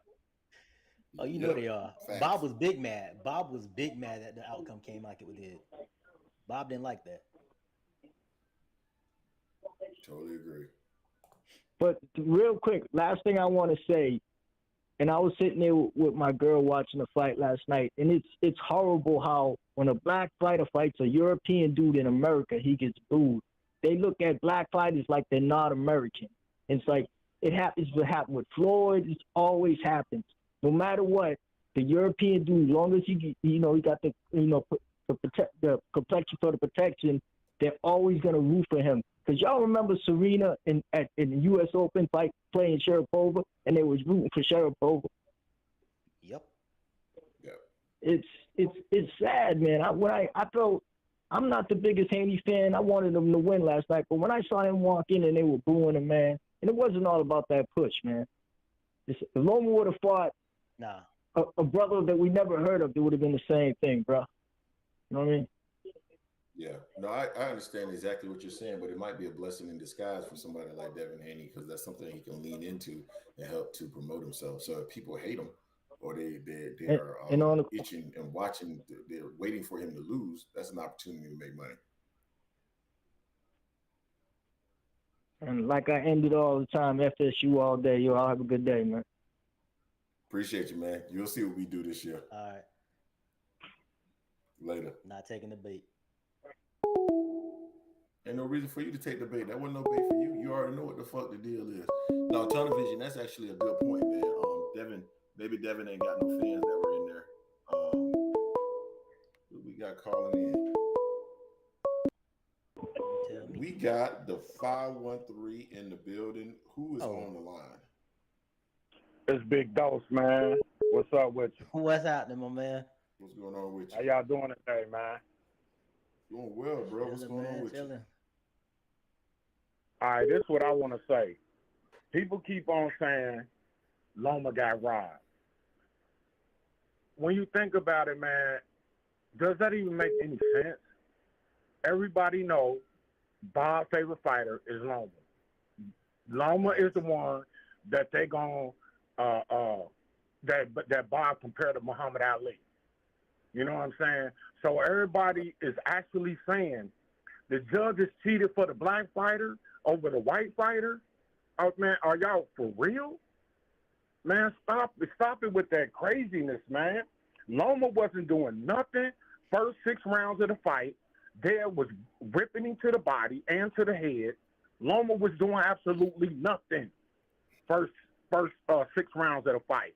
He came on in the 7th round. I gave Loma 7 through 11. So, and then I gave Devin 12. So that's 7-5 all day. Loma did absolutely nothing in the beginning, man. How they gonna say that he was robbed? If anything, the fight was close, so people could say it could have went either way. So it didn't go the way that they wanted it to go because there's so much hate for Devin. Now Loma got robbed. Yep. Man, stop it with that cap, man. Stop it with that cap, bro. Then watch after this. Hopefully, Devin looked bad enough for Tank to step up and get some nuts and fight him, because Tank ain't had them nuts all the time to fight that man. Now, hopefully, maybe we might get that fight, because maybe he might have felt like, hey, I seen a chink in his armor, and now I can expose something or something. But I remember a time when Tank got threatened with Loma by Mayweather. Shut up before I go get Loma. Yeah. Remember that, guys? Shut up before I go get Loma. And then he almost left Floyd behind that. So now Loma ain't nobody. Loma ain't, he was garbage now because Devin beat him. It's so much hate for this young man. I think a lot of the hate, and I ain't saying all of it, but a lot of the hate come from he calling out all their favorite fighters. He calling out Tank. He calling out, all their favorite, been calling them out, and they don't like that, so they don't like Devin. Instead of saying, I want to see my favorite fighter fight him. Then I want to see who really the best. Because that's what I want to see in the sport of boxing. What I watch boxing for. I want to know who the best fighter is. But fans nowadays, it's about popularity contest. It's all about how he look, what he got in his mouth. Man, bump all that. What his skills like in the ring. I want to see Devin fight Tank. Now, I think Tank got the skills that he can beat Devin. But Devin also has the skills that he can beat Tank. He can outbox Tank. He's longer than Tank. Either one of them can win that fight. I want to see it. I want to know who the best. Come on, y'all. Stop it with this hate, man. You know what I'm saying? Yeah, Stop it with the hate, man. This young guy, and then people hate Bill. Bill, this black man who took his son and made his son a millionaire and put him in a position to be undisputed. Y'all hate that guy? Why? He's doing his job. His job is to promote his son. What is wrong with y'all, man?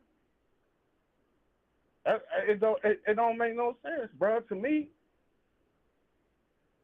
Unless you just hate black fathers, unless you didn't have your father in your life, and that's why you hate him because he got his father or something. I don't know, but it's weird to me. Yeah, so when you think about boxing over the years, it's always been segregated by fan bases, right? So it's like you got a fighter that has his, or a fan that has his guy, and then you have another fan that has his guy, right? And so that's part of what makes the sport so exciting, because it's my guy versus your guy, right? As far as Bill Haney is concerned, I don't think people necessarily have any animus towards Bill Haney.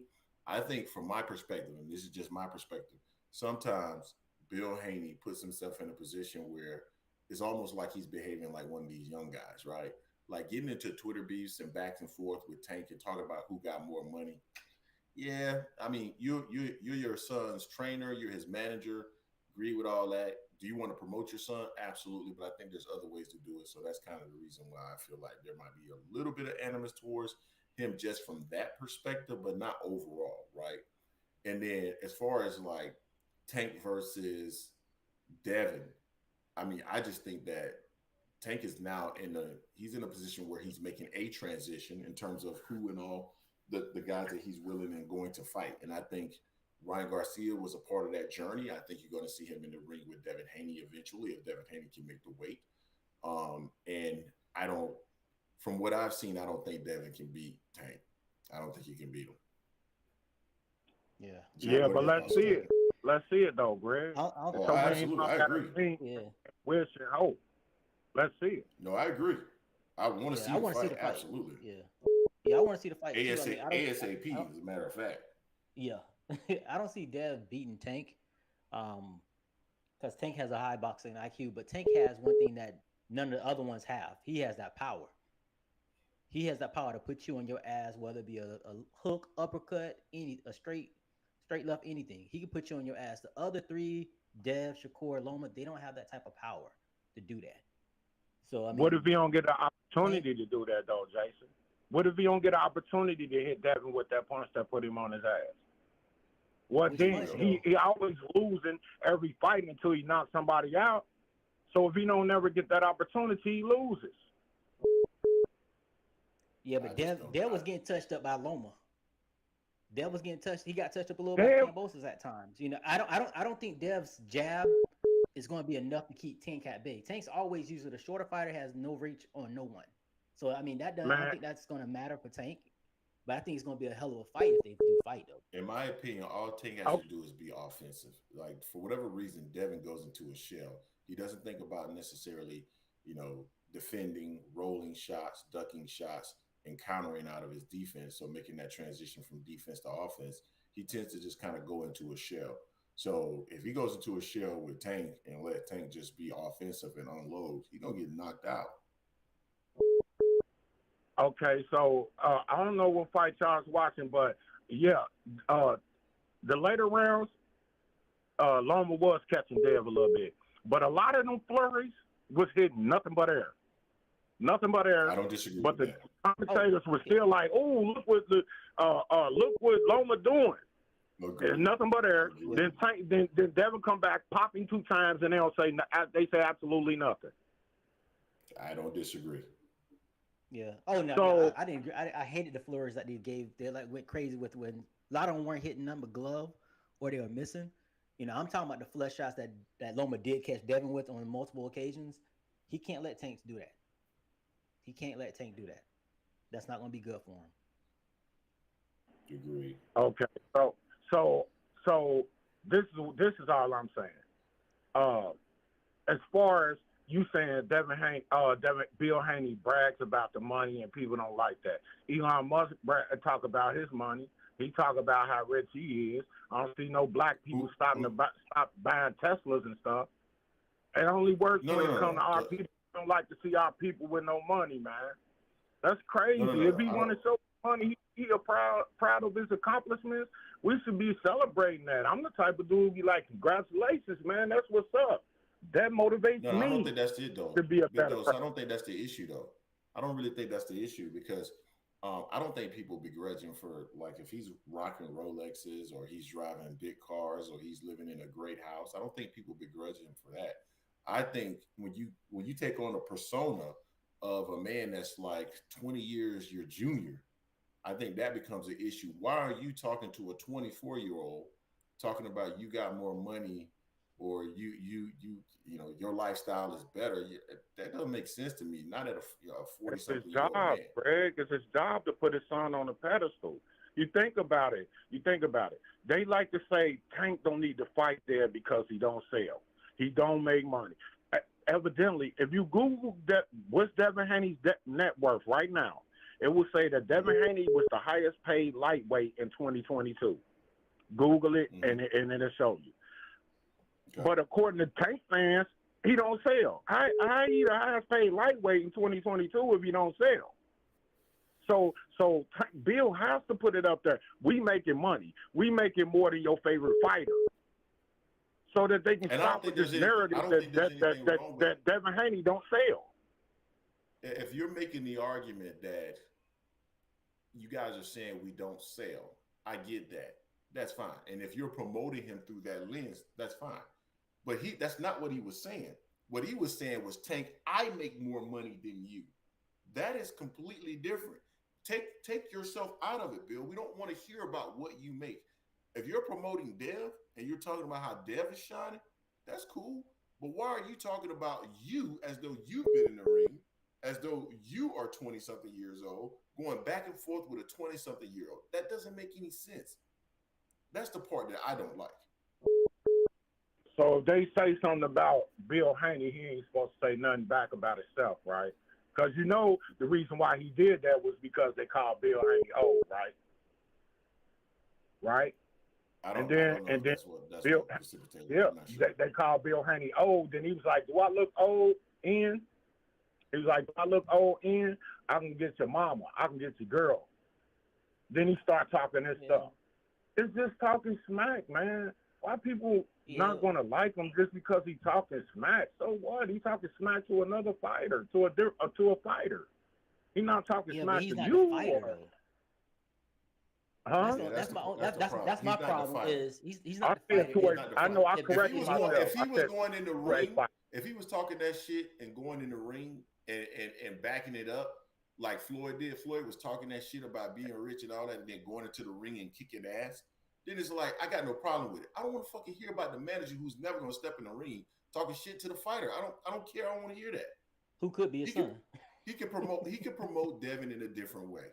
That's all I'm saying. Okay, so how would you make them get in the ring then, Greg? Because they won't do it. How would Devin you do gonna whoop your ass. That's right. Devin's gonna whoop your ass. Huh? That my son is gonna whoop that ass. I'm sorry, Greg. I missed that. Say it again, bro. I was just saying. So if I'm Bill Haney, I'm like, yo, my son's gonna whoop that ass, and I'm promoting everything that I say is based on Devin, right? It's all Devin. It's never me. It's all Devin. You know what I mean? So Devin got more cars than you. You sitting up saying Devin don't make no money, then how is it that Devin is driving this? Devin is wearing this. Devin has this. You know, Devin made this amount of money. Devin made that amount of money. Oh, Bill, you old. That's fine. You can say whatever it is you want to say. But guess what? Devin ain't old. When you gonna get in the ring with Dev, he ain't old. He ready for you. Everything should be under Devin, through the context and the lens of Devin, not Bill. When Bill starts making it about Bill and Bill's never going to step into the ring, I have a problem with that. I don't want to hear nothing about Bill. He ain't stepping into the ring. It's Devin. I'll feel you on that. Maybe Bill should talk less about himself, and I can agree with you on that. And it should be strictly on Devin. That way, people can't say this is a reason that I don't like Devin. You know what I'm saying? He could take himself out of that equation, and it should be strictly about his son. You are. I feel you on that, Greg, and I agree with you on that. So, but at this point, I think Bill was a little frustrated. He like, what do I got to do to make the fight? Well, let me try this. He done already said his son to knock Tank out. Now, we don't believe that. I don't believe that. You know what I'm saying? But he's already said it. So in other words, he said, my son will beat you up. That ain't work. I think he went down and disputed. That ain't work. Bro, I put it to you like this, and this is just my opinion. We'll all know in the next couple of weeks, but I think that they will start negotiations because I think Tank wants that fight. I think he wanted that fight before this fight even occurred. I think he wants that fight. Now, it's my opinion. Maybe I'm wrong, but I think he wants that fight. Hey, John Norrie is right. He said you can't make people like you. Absolutely correct. But I think some of y'all should start asking yourselves, why don't y'all like him? Really ask yourself, is it because he called out my favorite fighter and I want to protect my favorite fighter? Or is it because I just don't like him for some other reason? Because so far as I've seen, it's been mostly about boxing. I don't know. I thought we wanted a fighter that's our favorite fighter to want to call out all the best fighters in a division. That's what I want. I want to see Spence fight Boots. I want to see Spence fight Crawford. I want to see him fight Mill. I want to see him fight all the best fighters. Yeah. Ain't that what y'all want? Big Dose, yeah, I think everybody wants that. I really do. Big Dose, anything else you want to share with the people before we move to the next call? I said not everybody, Greg. Not everybody.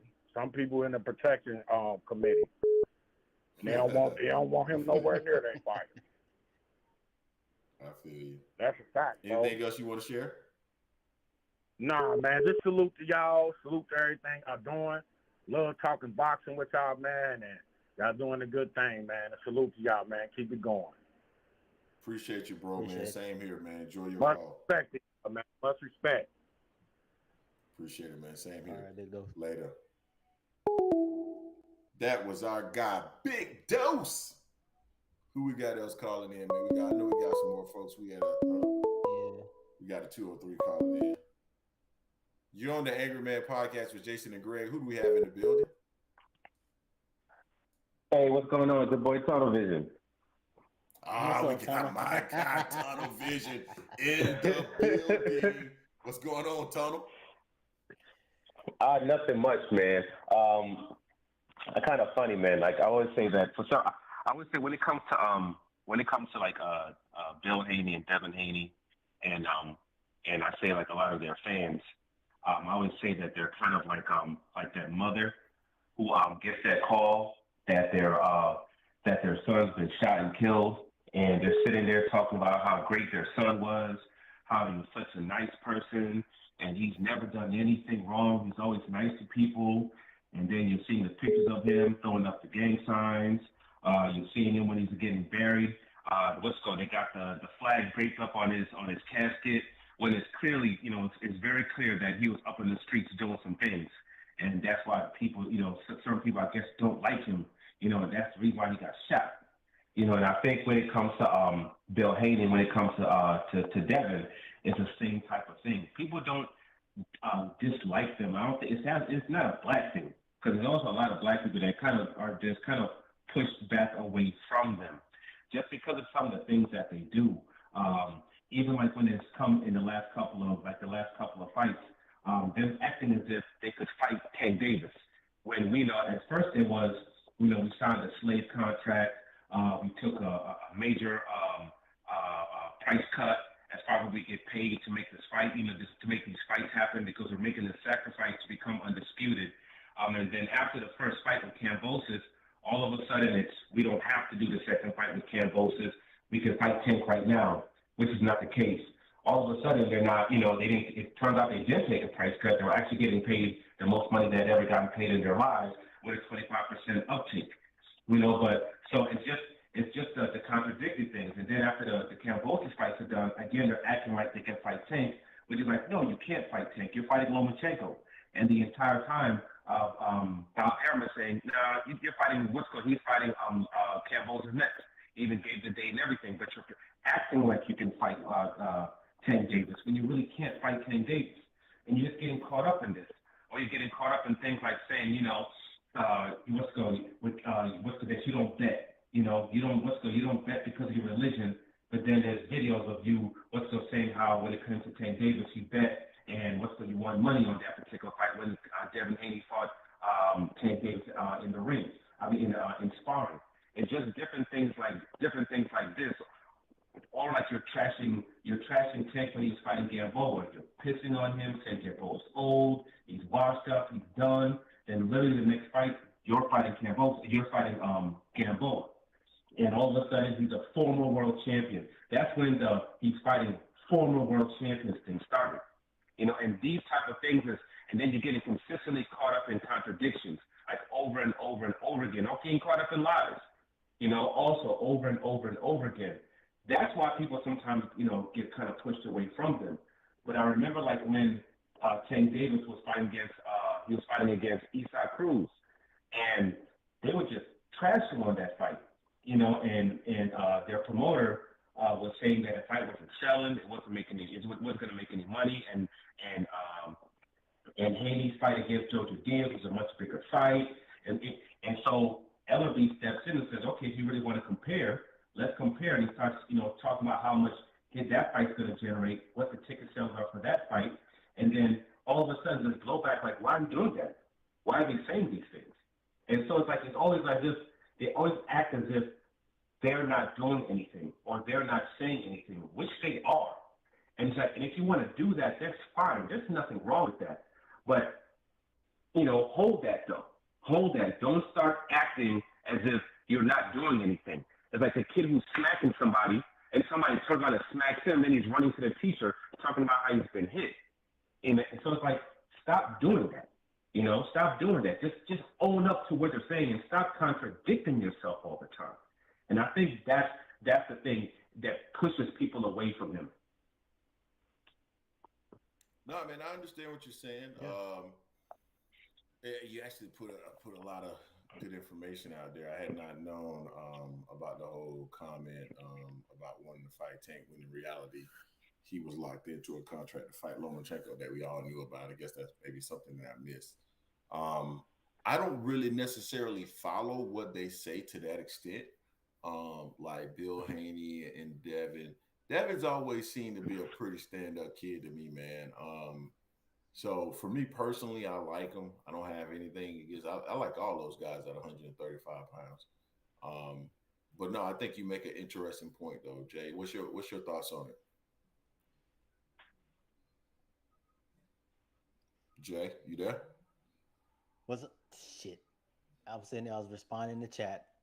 I'm not good at multitasking right now. My bad. So Tona was making the argument that, it's not necessarily, it's more so about the contradictions related to Devin and Bill as the reasons why people do not like them, or some people don't like them. He talked specifically about like the contract where it was clear that he had to face Lomachenko, but he was behaving in a manner that would suggest that he wanted to fight Tank, and some of the other contradictions about, not betting, but then betting on the sparring. And then I know there was a whole controversy about the sparring and stuff like that. And you think that's part of the reason that's driving the dislike or the disdain for Bill and Devin Haney. So with that being said, me recapping what he said, and this is the second time that you weren't paying attention, could you please give your thoughts on that? Yeah, go to hell, Greg. That's not my first thought. Number one. All right. Number two. Number two. Refer back to number one for you, Greg. Tony, I understand. Okay. I feel you on that. Because he was capping, when he was under contract to fight Loma, like he was going to fight Tank and all this stuff there. That could definitely turn some people off. I think the fact that, it's like no one wants to really hold Devin accountable. Like you were saying in the chat, I saw you talking about that earlier, how Dev did do some things, he did talk some shit to Loma, did play the villain. That's why people started disliking him a little bit on that. So he needs to take accountability for some of his own actions. I think it's more so what's selling the fight, honestly. I don't think that's Devin, but that comes with the territory. If you're going to be a villain, you got to own all the shit that comes with it. Yeah, it is Devin too, though. People keep saying that all the time also and trying to kind of push off on Bill a lot. But no, it's not only – all right, I'm going to say this because I think it needs to be said. Devin is not a fucking child. You know what I'm saying? It's excuse me for cursing, but people need to stop treating Devin like he's a damn child. I remember when people was pissing and shitting on Tank Davis since he was 22 years old, okay? Saying we're talking about who he needed to fight, talking about what he was doing, let's go outside of boxing, and getting on him and getting on him hard on a regular basis, pissing, shitting on every single thing this kid did. You know what I'm saying? This kid came from absolutely freaking nothing. We all remember when this kid couldn't even talk, really. Where Mayweather or Ellaby would have to basically speak for him for years. Every single interview, somebody had to be right there for him. Going through the foster system, parents on drugs, trying to the stories about him trying to hide his siblings from from social services so they wouldn't take his damn siblings. Like friends getting killed on a regular basis. Like coming from like situations that would mentally completely F somebody up. Coming from a situation where that kid has no business being raised at right now at all. None being raised from that right now. But people didn't care about none of that. Nobody coddled that kid. You know what I'm saying? Nobody did that. Everybody was shitting on him when he was getting big and completely out of shape. He wasn't fighting. Everybody talking about how when he wasn't fighting Loma. There was a point in time at that time where he wasn't even fighting for a very long period of time because he was doing all this stuff, getting completely out of shape, not being on point at the way that he was supposed to be. That's why he wasn't getting put in there. Losing his belt on the scales. Like he was going through it trying to figure it out as a kid. But people didn't see him as that. They treated him like he was a full-grown adult. So people need to stop treating this 24 going on 25-year-old like he's a child. He's a grown-ass man. His fans need to stop treating him like that, and Devin and his father need to stop treating him like that. That is a grown man. That's like the number one thing I kind of have to say, when it comes to him. And he does say stuff. It's the same kid who, when Lomachenko lost his fight against Teofimo Lopez, he was saying that that he was old. Okay, he was past it, and then he needed to drop in weight. And then now all of a sudden, we have to focus on the fact that he was seen as pound for pound number one, and they said he was better than Ali, and that's what we need to focus on. When he was pissing on Tank Davis for fighting Gamboa, that was cool, but when he was fighting Gamboa, then we have to focus on the fact that he was a former world champion. He was talking about how everybody is saying that Lomachenko is old, and he's not really but he's younger than I'm ready to fight the world champions. You're talking like it's about time with your old ass at 27 years old. Devin says stuff. Devin talks shit, which is fine. It's like there's nothing wrong with that. But he needs to hold that, and people need to hold that. People need to stop acting like he doesn't say anything. He does. He talks a lot of shit. He tweets a lot of shit, unless it's Shakur that's calling him out, of course. Then all of a sudden he can't, he's not, the Twitter fingers disappear. And all of a sudden he needs a week or two to regroup with his team to figure out exactly how to respond to that. When Shakur's in the ring with him, he'll go into the ring and call out Ryan Garcia and push for that fight. He'll say that Ryan Garcia is going to beat Tank, in the interview before the fight was made, before we knew the fight was going to be made. Then afterwards, all of a sudden, it's a social media event. All of a sudden, it's an exhibition. Something his father said, while before that, he was talking about how Lomachenko, he was not really in the picture like that. It was about the four horsemen, which is Teofimo Lopez, Ryan Garcia, his son, and Tank Davis. And all of a sudden, now their fight's an exhibition. And his fight between Lomachenko, that's the Super Bowl. It's these type of things that turn people off, especially when it comes to boxing fans who are consistently seeing everything that's being said and everything that's being done. But then people just want to close their eyes to that and then treat this kid like he's some kind of victim. Devin Haney's not a victim. Devin Haney is one of the most privileged people that are probably the most privileged person that has ever been in boxing in the history of boxing. This is a kid from when he was young. His father did what he needed to do to put himself into a great financial situation so he could take care of his son. Because that's the real story. The real story is Bill Haney. Okay, Devin is not the dream. Bill Haney's actually the dream. Okay, because for those who think that I'm hating on Bill or something like that, he's the one that made it. You know what I'm saying? Devin Haney is the product of that man making it. Devin Haney would be basically the Mayweather's kids. He would be Gervonta Tank Davis' kids. You're the second generation from the person that made it. But then he took on the focus to do what he needed to do to be successful. He had Zab Judah there for him. He had Zab Judah's dad to train him. You had Mayweather Sr. sitting there to train him. You had, as far as promotion, Mayweather's been talking about this kid since he was like 12 years old. How many times have we seen those episodes on Showtime before All Access where we've seen Devin Haney and those things before back in the day? How many times have we seen YouTube videos of Floyd Mayweather sitting there with Devin Haney as a little kid back in the day? Everything was set up for him to the point where when he finally was turning pro, you had everybody going for him, wanting to get some money. And he went with the Zone because the Zone was going to give him the top dollar. Millions of dollars for a kid who couldn't sell 2,600 tickets to a fight at that time. Couldn't bring in $200,000 to a fight. But he got that. They talk about how he's been victimized, yet at the same time, they talk about how he's made more money than everybody else. And how supposed he makes more money than Tank. You talk about how he's victimized on one hand, then you talk about how he's the youngest undisputed champion of all time. Those things don't go together. They don't. Those are opposites. It's one or the other. It's like when it fits it, we want to act like he has issues. When it doesn't fit, we want to flip it out and switch things up. He's the victim, but he's the most privileged. He's a victim, but these guys can't do this, and they don't make this amount, and they don't do this, and that's why people bring up money, by the way, because they used to bring up all money all the time. It used to always be like, well, shoot, yeah, but Dev makes this much money, but Dev makes this much money. When Tank started selling pay-per-views, doing big gates, and no, Devin does not make as much as Tank.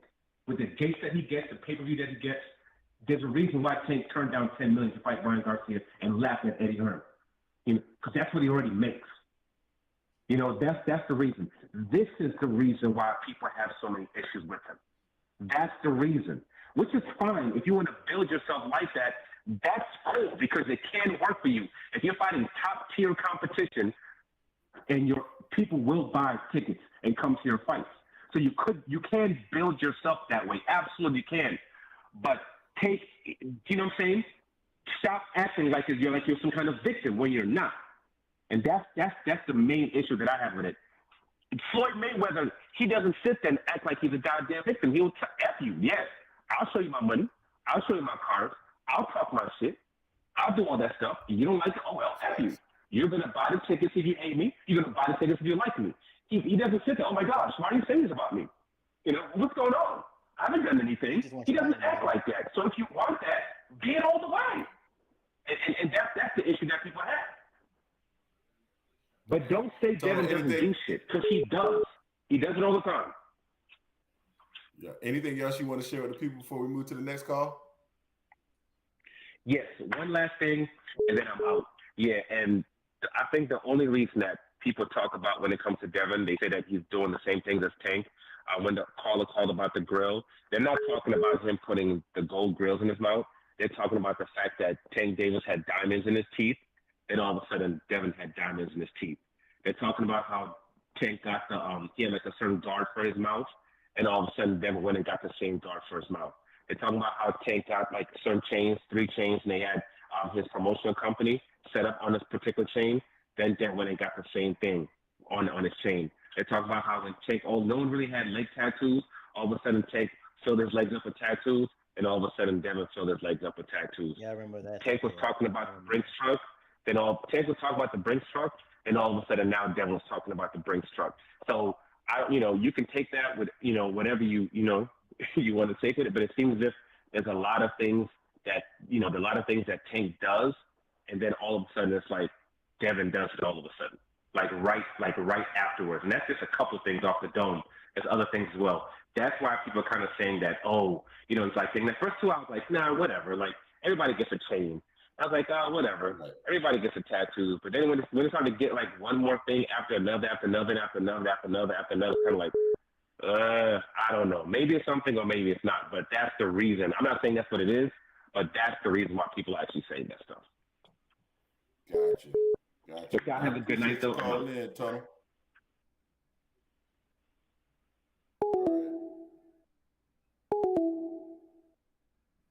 Somebody was just calling in, but I missed them, I guess. All right, 609 calling in the building, Jay. What they calling? You about to be in the building. 609, you are in the building. What's going on with you? Hey, what's up, Greg? What's up, Jay? It's T. Oh, Terence, shit. what's up? Oh, shit. What's going on? Oh, with you, shit. What's happening, Cam? I didn't check the show. So who did y'all have? Y'all had did y'all have Loma winning this? I had Devin winning. Who y'all had? Yeah, Devin winning 7-5. 7-5, right? But Yeah. The ones that Loma won, I'm sorry, he didn't really. It wasn't that he won. It's really that Devin just seems to me got tired later on in the fight, which surprised me because he was winning the early rounds easy. I'm confused why people are saying Loma won the fight. What 7 rounds did Loma win? I had Loma through 8 rounds. Through the first 8 rounds, I had you Loma had one. I thought he swept. You had Loma 8 rounds? Wait, what you say, Greg? I had Loma Wait, say that again, Greg? 1 out of the first 8. I had Loma winning 1 out of the first 8 rounds. Okay, yeah. So I'm trying to figure out. I'm seeing all of this shit on the internet saying Loma won. How the fuck did he win? I'm confused as hell out here because someone just got on there. I don't know what the hell his rant is. It seems like he got a personal vendetta against the man. But I'm trying to figure out what are they talking about? I'm seeing all of this. People saying that Loma won. I didn't hear you guys talking about it. I was just confused. I'm confused as hell right now. Is Tank gonna fight him now? Did Tank say he's gonna fight him? Supposedly I don't think people putting it out there. I don't. Has Tank talked about this fight yet? Tank just tweeted the gorilla. That was all he did today. But people are saying his coaches and everything saying they want Dev next. But we'll see. I don't know if that fight will happen just because Tank and them they really don't put value in the belts like that, paying the sanction fees and everything of that nature there. And then also it's going to be an issue, I think, as far as who's going to want to be the A side. Tank's definitely going to feel like he's the A side because he puts more cheeks in seats as far as what he sold, not guaranteed money, of course. The A side. It don't matter if you're a champ. Definitely A side. No, I agree with you on that, Greg. But Dev is going to be like, well, I'm undisputed. I beat Loma. That's going to be his little. think he might try to hold and say he's the A side, but to me, Tank's definitely the A side. Yeah, none of that matters. So y'all think money going to stop the fight at this point? Because I mean, if Tank really thinks that Loma won the fight, I would think he would jump on that chance to beat Haney. But anyway, I mean that's all I was calling about today, because I was just confused. I was like, I hear all these people saying robbery. What robbery? I was just confused. Yeah, I didn't see it as no robbery. But honestly, if there were some close rounds, I didn't give him the rounds, but there were rounds that were close enough that if somebody said, I'm giving it to Lomachenko, okay. Could I have seen it being a draw? Yeah. Could I have seen it go 7-5 Lomachenko? Yeah. Just from a couple of rounds being close. But if you're trying to go 8-4, and it was a close fight, like I can't hear anything other than it was a close fight. Nothing else to me. That's all yeah, but the CompuBox numbers had Devin getting way more power shots. I'm just confused, but but anyway, man. Hopefully we get the Bud fight coming up, man. I think neither one of them got anywhere to go, so they got to fight in July, bro. I think it's happening. So we're getting good fights. So at least people fighting now, right? Yeah, man. We're looking forward to seeing all the best fights for the rest of the year. We'll see what ends up happening. All right, well, thanks, guys. That's all I had today, because ain't nobody saying nothing crazy, so I ain't have to check anybody today. I got you, man. I appreciate you calling in, bro. All right, Terence. All right, Jay. All right, Greg. Take care, guys. Later. Yeah. Hey, we got the 303 in the building. You're on the Angry Man Podcast with Jason and Greg. What's your name, man? Hey, what's up, man? This is Benaya. I watch you guys' show all the time. What's going on with you, bro? One of my favorite shows. Yeah. Can y'all hear me? Yeah, I can hear you. Yeah. Hello? Can you hear us? But now you still there? Oh, okay, yeah. Yeah. So I watch y'all show all the time, man, and you guys got a great show. I really appreciate the call in, because a lot of people don't do that, so that's cool. But I was just gonna say it was a good fight last night, and the robbery narrative, I don't really understand that, but it was a good fight. Loma did. I thought he was going to come out looking old and kind of rusty like he did against that last fighter.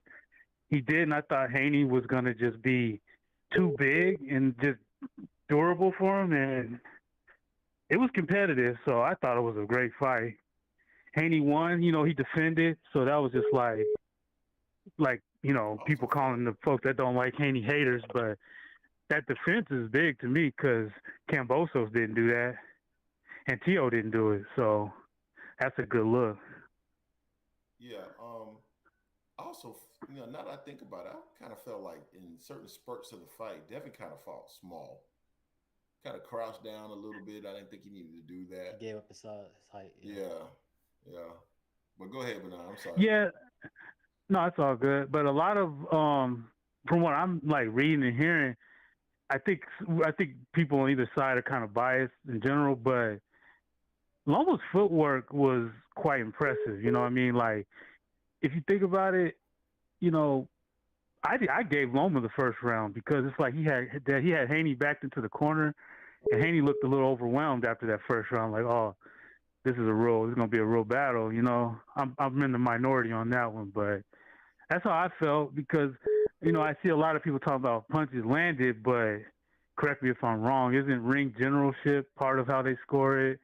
Who can kind of dominate the areas of the ring? I thought Loma dominated him in terms of placing him where he wanted him in the ring throughout the fight. You know what I'm saying? I know it doesn't hold as much weight as punches landed, but it was an all-around good fight. I thought it was a legit win for Haney, and Loma looked good. It was a good fight. Yeah. I thought it was a good fight. I'm just, again, and I go back to what I said earlier. I literally watched that fight in a bar on my phone, like holding my phone in my hand, and I didn't hear any. I had no sound, so I was actually kind of Okay. surprised. I was surprised after the fight, looking at some of the videos once I got back home, that people were talking about it was a robbery and that it was so Yeah, it wasn't a controversial. robbery. I didn't see that. I didn't see that at all. No, it wasn't a robbery because I think one of your callers or maybe a commenter said, you know, Devin's holding all the belts. You can't get a decision over a dude like you gotta go beat that man, you know. And I mean, maybe if Loma would have got a knockdown, but you ain't gonna get the belts like that. I don't know. I thought it was fair, you know. And I like Loma. I don't really care for Haney's. He rubs me the wrong way personally, but I like Loma. He's one of my favorite fighters. But I thought it was a completely fair victory for Haney. You know, he did what he was supposed to do. He's the champion. And now hopefully, like y'all been talking about, he fights a real champion and he gets like, Shakur ain't a champ, but it's like get Shakur or Tank. You know, I think it's going to be bad for him. I think Frank Martin would be the worst for Haney because to me, Frank Martin is just too strong, too durable. It'll just be a beatdown in my opinion, like a physical beatdown in my opinion. But I wanted to ask y'all something though. This is kind of unrelated, but y'all said I've been wanting to ask y'all. Y'all are not interested in Cruz versus Tank again. Like I was just wondering why is that? I would like that seems like a good because Cruz gave Tank the business, and it was like that'd be a good fight to see again. I think. I mean, Tank had one hand in that fight as well. So I mean, and he still that's true. Cruz still couldn't get Tank up out of there or really decisively beat Tank. So I mean, Tank with both hands and gotten a lot better. I think since that fight, as far as like really taking his craft seriously, I think Cruz just would get beat worse. Definitely be a beatdown. I think by Tank. But also, Cruz came in at the last minute, so he didn't even get a full camp, right, to prepare for Tank. Yeah. I don't know. That's kind of why I would like to see it again. I feel like because Cruz came in because Rolly got in trouble with that sexual harassment allegation. Am I right on the timeline there? I think that's what happened. Like, you're right. That's exactly. That's right. You're right. That's right. My thing is, I don't want to see Tank in the ring with those types of fighters anymore. I mean, the whole point of him transitioning out of Mayweather promotion was to start making these fights, or I wouldn't say making these fights, maybe that's the statement, to be his own person, and do what he wanted to do. He already made the comment that he didn't ask for these fights, and maybe that was because he was with Mayweather promotions, maybe not. I don't know. But step out of Floyd's shadow if that's what you were really truly trying to do. And the best way to do that is to take on the biggest and best challenges in and around your weight class. And that's not Isak Cruz. So I don't want to see him. Yeah. Cruz hasn't done anything since then. Cruz's biggest claim to fame is losing the Tank. Right, that's true. Fair. That's interesting. You know? Yeah, that's a good point. I'd rather see Cruz fight, I'd rather see Cruz fight Frank Martin. I'd rather see him fight Martin. Oh, yeah. Shakur Stevenson, someone else. I don't want to see a Tank Cruz again. Yeah, me neither. And Tank for me is number one pound for pound. And I think people probably would disagree, but I've been wanting to discuss this with y'all. He's the best right now, in my opinion, because he just has all the tools. Like, he knows how to box. He's got power. And the biggest thing I've noticed with Tank is he's turned being small almost like into an advantage. The way he can kind of slip under a punch and throw that crazy uppercut, that seems to just rock. Anybody who gets hit with that just gets rocked. And I'm just like, Tank's got so many tools, and he's in his prime. So anyway, I just want to throw that out there. I don't know who y'all got number one overall. Each time you see a new fighter, you're like, oh, he's dope too. But Tank, to me, I don't see nobody beating him right now. He's got it all. Yeah, speaking of pound for pound, be on the lookout because we're going to be having our poll coming up soon for y'all to pick the pound for pound, and we'll see what our subscribers speak out on that. Yeah. Tank's up there. No doubt about it. They don't include him as a pound for pound fighter, but he's up there. Is he my number one pound for pound fighter? No. But he's definitely up there. Who's your number one?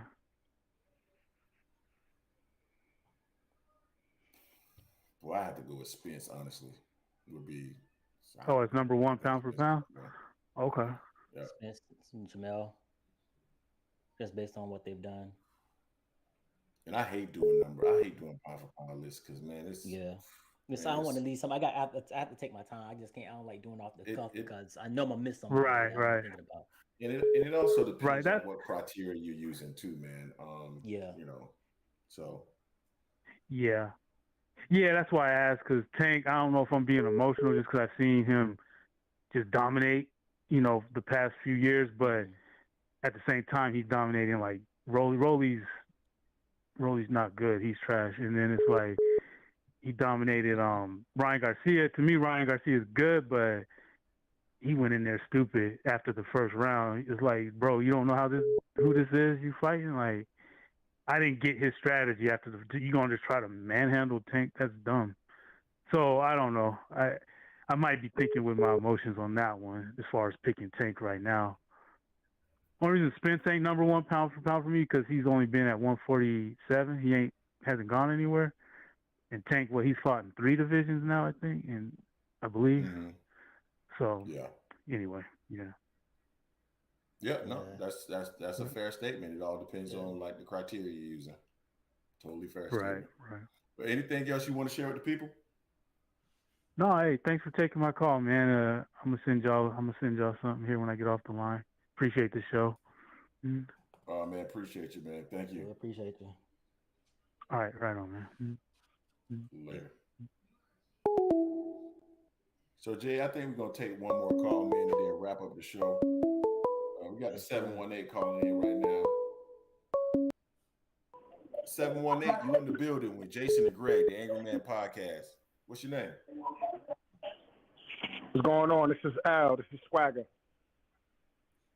Swagger. I don't think I saw you in the comment section. But what's going on with you? Yeah. I mean, not much, man. I just want to talk about last night's fight. I'm going to be honest. So I watched the fight twice.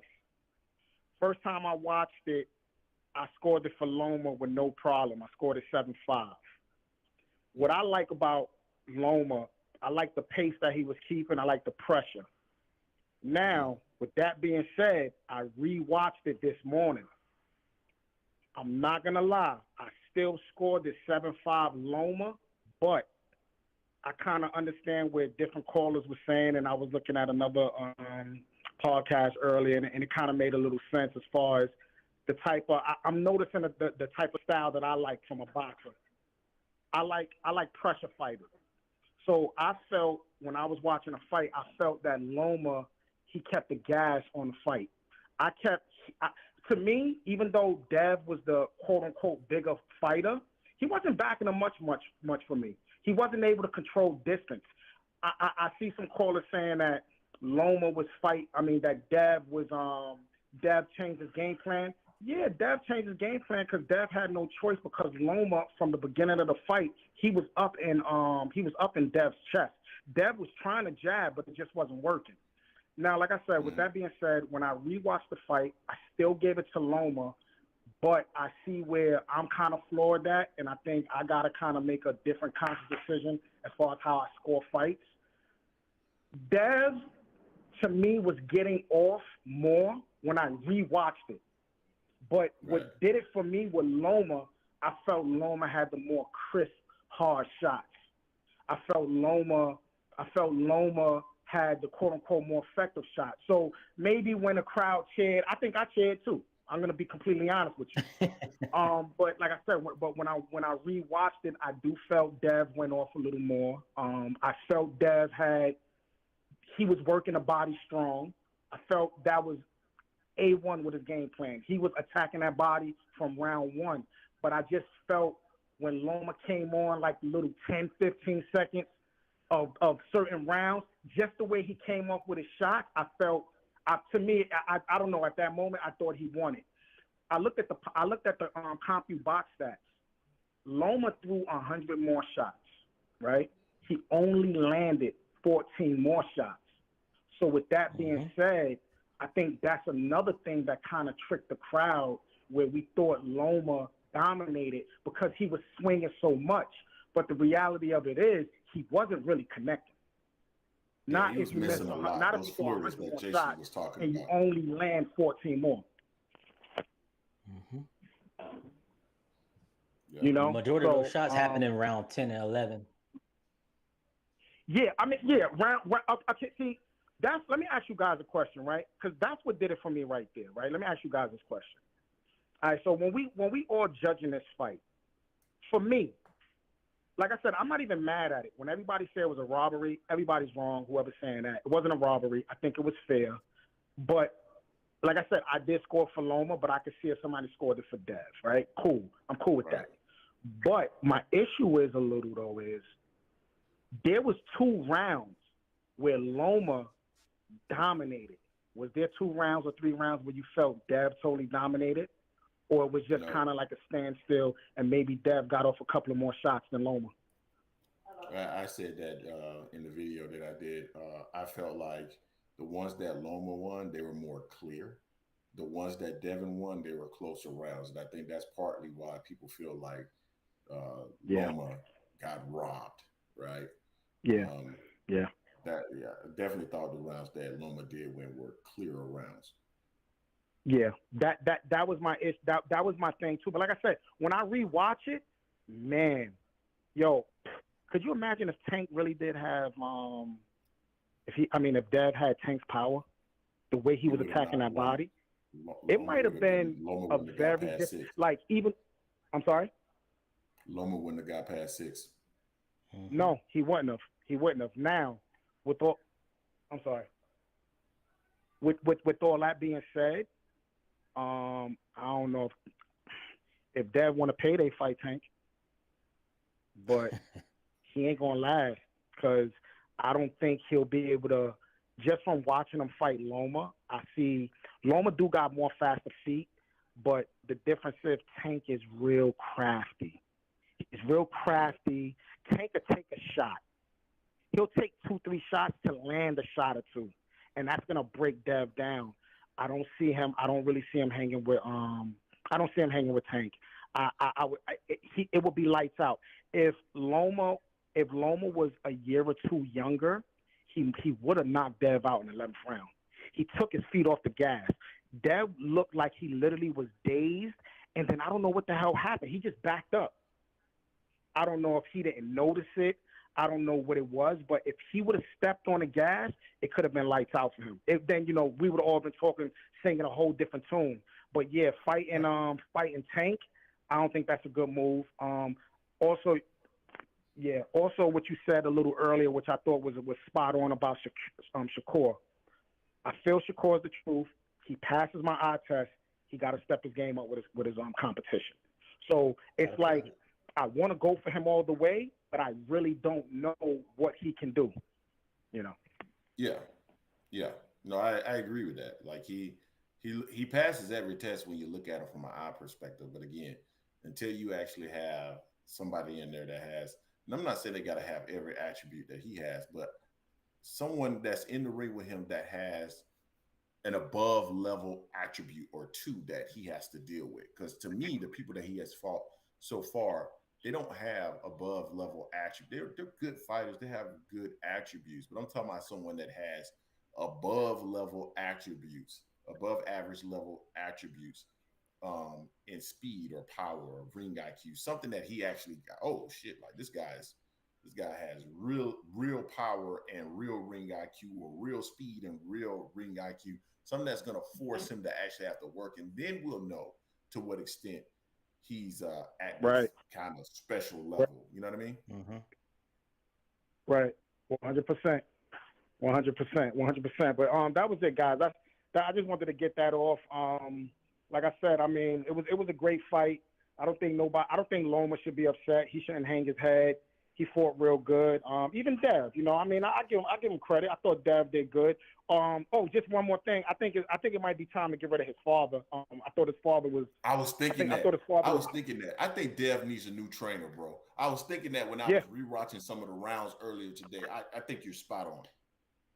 His father was horrible with the advice, man. It was just bad, and it kind of pains me. But if you remember when all the like real good fighters, Roy Jones,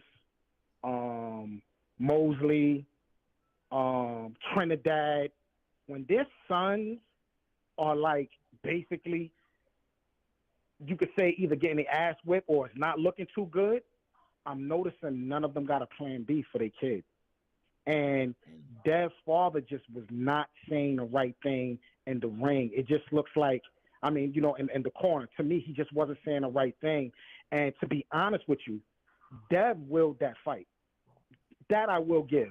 And also what I will say, too, is that 12th round, Dev, he did what he was supposed to do. I don't know what the hell Max Kellerman was saying, that Loma won that 12th round. Max need to stop it, but Dev definitely won that 12th round, and I think also that could have been the deciding factor with a couple of judges, and even I saw a regular just couple of fans that was scoring it. I saw a couple of fans saying they had it like at a draw, but that 12th round Dev pulled it out, which I can see that also. But nevertheless, like I said, it was a hell of a fight. It was a good fight. I still think Tank knocked them all out. That's my call. I appreciate you. Max bro. was just Thank being you. Max, man. Max was just being Max. Right. All right, guys. Appreciate you. Keep up the good work. Easy. Appreciate you, bro. Appreciate it. All right, Jay. I think we're going to call it a show. So yeah, man. One final thought on that, because I saw Mr. Vegas talking about Bill Haney and keeping his son calm.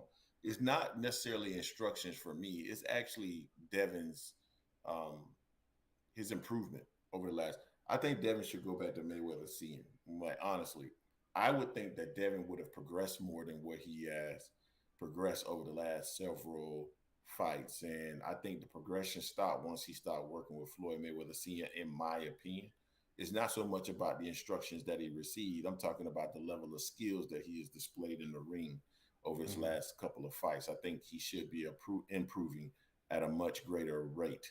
And that's the problem that I have with Bill Haney. And that's the reason why I'm saying that, Bill should, I think Devin should think about replacing Bill. Maybe Bill should just remain as the manager, but not necessarily the trainer. Jay, any other comments that you want to share with the people? Yeah, I think Bill is just too hands-on to relinquish that. But I think also it could be the fact that Dev has also stepped up in competition.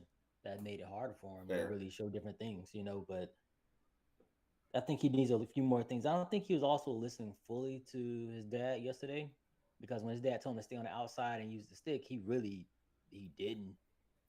Like, he really didn't jab that much when his dad asked him to do that to see how Loma was going to respond at that point in time. Now, I know Loma was avoiding it earlier, but we'll see. Sometimes a different voice can make you a better fighter, but I don't know with their situation. Yep, we will see. All right, guys. Well, this is a show. Thank you guys for joining and being a part of the show today. I know it was kind of a challenging week last week with me doing so much traveling. I got to travel again this upcoming week, but Jason and I are going to work towards making sure that we get content out this week. And we probably got some other things we need to record as well, Jay.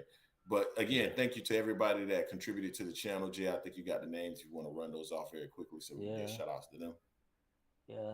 Mati Yoel, Mario Vasamati. I know I probably messed his name up. You got it right the first time. Devon Sonier, Marcus E, and Benai Wright. We appreciate y'all. Appreciate y'all, man. Thank you. Again, we got another, man, how many consecutive shows? No, we missed one show, but we've gotten probably, I don't know, we probably have only missed 1 week in like the last 7 weeks or something like that. So again, man, appreciate you guys for joining in. Everybody that called, we greatly appreciate your support, and be on the lookout for more content this week. Until next time, guys. Peace.